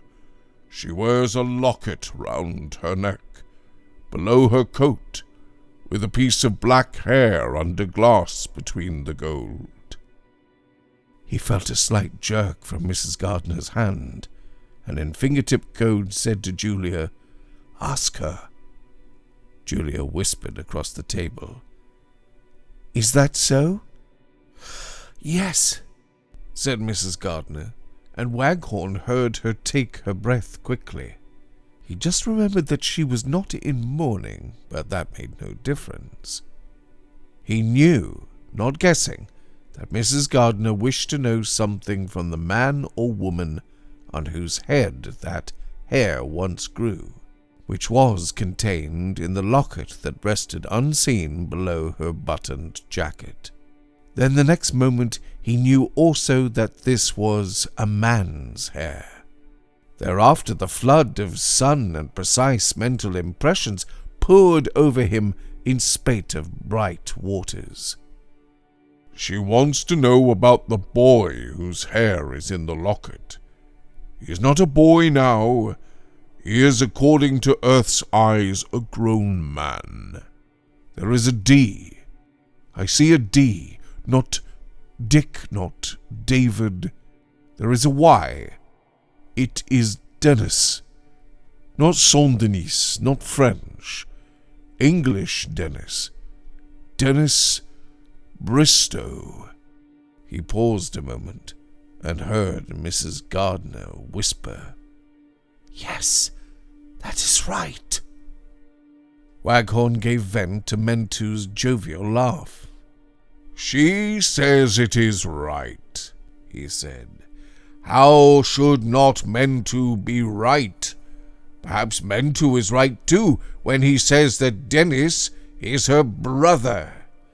Yes, that is Margaret Bristow who sits there, though not Margaret Bristow now. Margaret—" Waghorn saw the name quite clearly, but yet he hesitated. It was not Gardner at all. And it struck him for the first time that nothing was more likely than that Mrs. Gardner had adopted a pseudonym. He went on. "Margaret Forsyth is Dennis's sister. Margaret wants to know about Dennis. Dennis is coming. He will be here in a moment. He has spoken of his sister before. He did not call her Margaret. He called her Q. He called her Queenie. Will Queenie speak?" Waghorn felt the trembling of her hand. He heard her twice try to speak, but she was unable to control the trembling in her voice. "Can Dennis speak to me?" she said in a whisper. "Can he really come here?" Up to this moment, Waghorn had been enjoying himself immensely, for after the days in which he had been unable to get into touch with his rare and marvelous gifts of consciousness reading, it was blissful to find his mastery again, and, besieged with the images which Margaret Forsyth's contact revealed to him, he had been producing them in Mentu's impressive voice, reveling in his restored powers. Her mind lay open to him like a book. He could read where he liked, on pages familiar to her, and on pages which had remained long unturned. But at this moment, as sudden as some qualm of sickness, he was aware of a startling change in the quality of his perceptions. Fresh knowledge of Dennis Bristow came into his mind, but he felt that it was coming not from her, but from some other source. Some odd buzzing sang in his ears, as when an anesthetic begins to take effect, and opening his eyes, he thought he saw a strange patch of light, inconsistent with the faint illumination of the red lamp hovering over his breast. At the same moment he heard, though dimly, for his head was full of confused noise, the violent rapping of the electric hammer, and already only half-conscious, felt an impotent irritation with his sister for employing these tricks. He struggled with the oncoming of the paralysis that was swiftly invading his mind and his physical being. But he struggled in vain, and next moment, overwhelmed with the onrush of a huge, enveloping blackness, he lost consciousness altogether. The trance that he had often simulated had invaded him, and he knew nothing more. He came to himself again, with the feeling that he had been recalled from some vast distance. Still unable to move, he sat listening to the quick panting of his own breath before he realized what the noise was. His face, from which the sweat poured in streams, rested on something cold and hard, and presently, when he opened his eyes, he saw that his head had fallen forward upon the table. He felt utterly exhausted, and yet somehow strangely satisfied. Some amazing thing had happened. Then, as he recovered himself, he began to remember that he had been reading Mrs. Gardner's or Mrs. Forsyth's mind, when some power external to himself took possession of him. And on his left he heard Julia's voice speaking very familiar words. "He is coming out of his trance," she said. "He will be himself again in a moment now." With a sense of great weariness, he raised his head, disengaged his hands from those of the two women, and sank back in his chair. "Draw back the curtains," he said to Julia, "and open the window. I am suffocating." She did as he told her, and he saw the red rays of the sun near to its setting pour into the room, while the breeze of sunset refreshed the air. On his right still sat Mrs. Forsyth, wiping her eyes and smiling at him. And having opened the window, Julia came back to the table, looking at him with a curious, anxious intentness. Then Mrs. Forsyth spoke. "It has been too marvelous," she said. "I cannot thank you enough. I will do exactly as you, or rather Dennis, told me about the test, and if it is right, I will certainly leave my house tomorrow, taking my servants with me." It was so like Dennis to think of them, too. To Waghorn this meant nothing whatever. She might have been speaking Hebrew to him.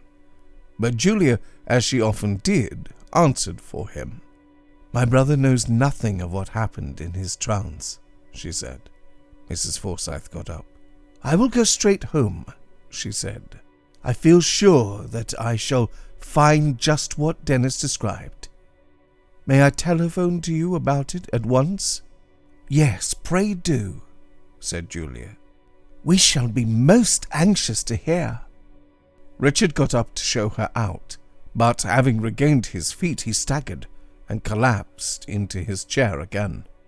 Mrs. Forsyth would not hear of his attempting to move just yet, and Julia, having taken her to the door, returned to her brother.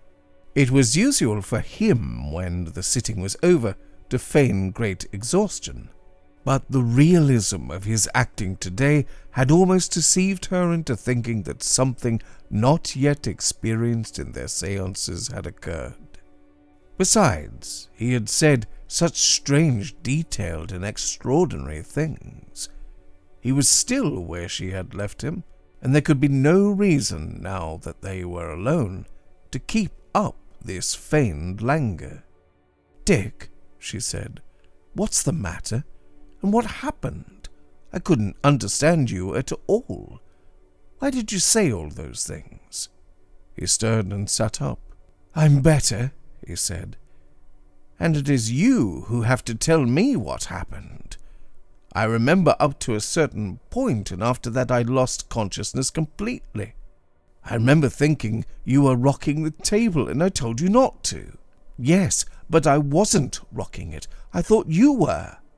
"Well, it was neither of us then," said he. "I was vexed because Mrs. Gardner, Mrs. Forsyth, had said she didn't want that sort of thing, and I was reading her as I never read anyone before. I told her about the locket and the black hair. I got her brother's name. I got her name and her nickname Queenie. Then she asked if Dennis could really come, and at that moment something began to take possession of me. I think I saw a light, as usual, over my breast, and I think I heard a tremendous rapping. Did you do either of those? Or did they really happen?" Julia stared at him for a moment in silence. "I did neither of those," she said. "But they happened. You must have pressed the breast pocket switch and trod on the switch of the hammer." He opened his coat. "I had not got the breast pocket switch," he said, "and I certainly did not tread on the hammer switch." Julia moved her chair a little closer to him. "The hammer did not sound right," she said. "It was 10 times louder than I have ever heard, and the light was quite different somehow. It was much brighter. I could see everything in the room quite distinctly. Go on, Dick." "I can't. That's all I know until I came to, leaning over the table and bathed in perspiration. Tell me, what happened?" "Dick, do you swear that is true?" she asked. "Certainly I do." "Go on." "The light grew and then faded again to a glimmer," she said. "And then suddenly you began to talk in a different voice. It wasn't meant to any longer. Mrs. Forsyth recognized it instantly. And I thought what wonderful luck it was that you should have hit on a voice that was like her brother's.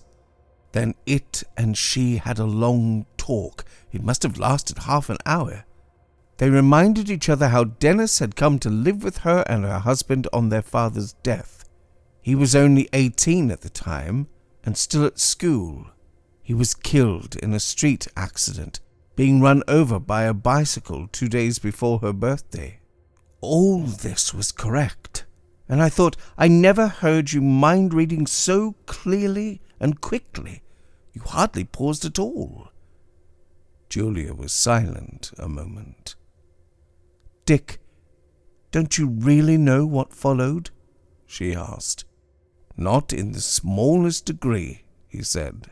"Well, I thought you had gone mad," she said. "Mrs. Forsyth asked for a test, something that was not known to her and never had been known to her, and you gave it instantly. You laughed, Dennis laughed, the voice that spoke laughed, and told her to look behind the row of books beside the bed in the room that was still known as Dennis's room, and she would find tucked away a little cardboard box with a gold safety pin set with a pearl. He had bought it for her birthday present, and had hidden it there till the day came. He was killed, as I told you, 2 days before, and she, half sobbing, half laughing, sang, 'Oh, Dennis, How deliriously secretive you used to be." "And is that what she is going to telephone about?" asked Waghorn. "Yes, Dick. What made you say all that?" "I don't know, I tell you. I didn't know I said it. And was that all? She said something about leaving her house tomorrow and taking the servants. What did that mean? You got very much distressed. You told her she was in danger. You said—" Julia paused again. "You said there was something coming, fire from the clouds, and a rending. You said her country house, which I gathered was down somewhere near Epping, would be burst open by the fire from the clouds tomorrow night. You made her promise to leave it and take the servants with you. You said her husband was away, which again is the case. And she asked you if you meant Zeppelins, and you said you did." Waghorn suddenly got up. You said, you did," he cried. "What if it's he meant, he said, he did?" "It's impossible," she said. "Good Lord, what's impossible?" he asked her. "What if I really am that which I have so long pretended to be? What if I am a medium, one who's a mysterious bridge between the quick and the dead? I'm frightened, but I'm bound to say I'm horribly interested. All that you tell me I said when I was in trance never came out of Mrs. Forsyth's mind. It wasn't there. She didn't know about the pearly pin. She had never known it. Nor had I ever known it. Where did it come from, then? Only one person knew, the boy who died 10 years ago." "It yet remains to be seen whether it is true," said she. "We shall know it in an hour or two, for she is motoring straight down to her house in the country. And if it turns out to be true, who was talking?" said he. The sunset faded into the dusk of the clear May evening, and the two still sat there waiting for the telephone to inform them whether the door, which, as Wigham had said, had seemed so often ajar and never quite closed, was now thrown open, and light and intelligence from another world had shone on his unconscious mind. Presently the tinkling summons came, and with an eager curiosity, below which lurked that fear of the unknown, the dim mysterious land into which all human creatures pass across the closed frontier, he went to hear what news awaited him. "Trunk call," said the operator, and he listened. Soon the voice came through.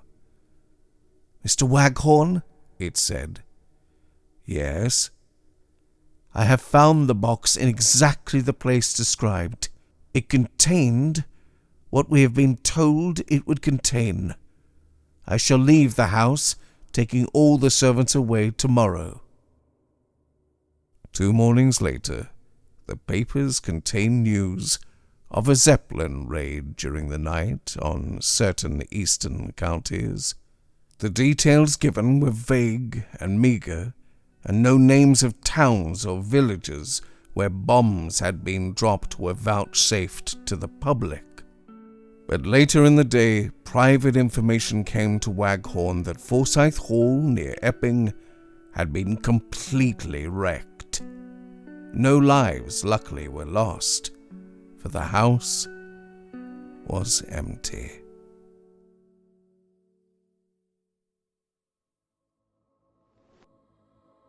This wonderful spooky story is dedicated to my very dear friend, Moonpop. If you enjoyed this series of stories, please leave a comment and let me know what you think. Push the like button to show your support, and most of all, share these stories with your friends. Do you want more? Then maybe you might enjoy some of these. Part 1 of the H.P. Lovecraft collection. Part 1 of the M.R. James collection. And Part 1 of the Edgar Allan Poe collection. But there's no better place to enjoy the Black Dog Chronicles than on Patreon. There, with the small friendly community of people who have already joined, you get a story every week, outtakes and behind-the-scenes content. The additional series, only on Patreon, the Black Dog Chronicles Retrospective, as well as your chance to become involved with the Black Dog Chronicles and share your art and skills as well. Everyone who joins makes a huge difference, and I'd really encourage you to become a part of the Black Dog Chronicles on Patreon. I deeply look forward to seeing you there. This is Hugh Carr saying, be good to yourself, love one another, and whatever you do, please, please, don't forget to look out for the shadows.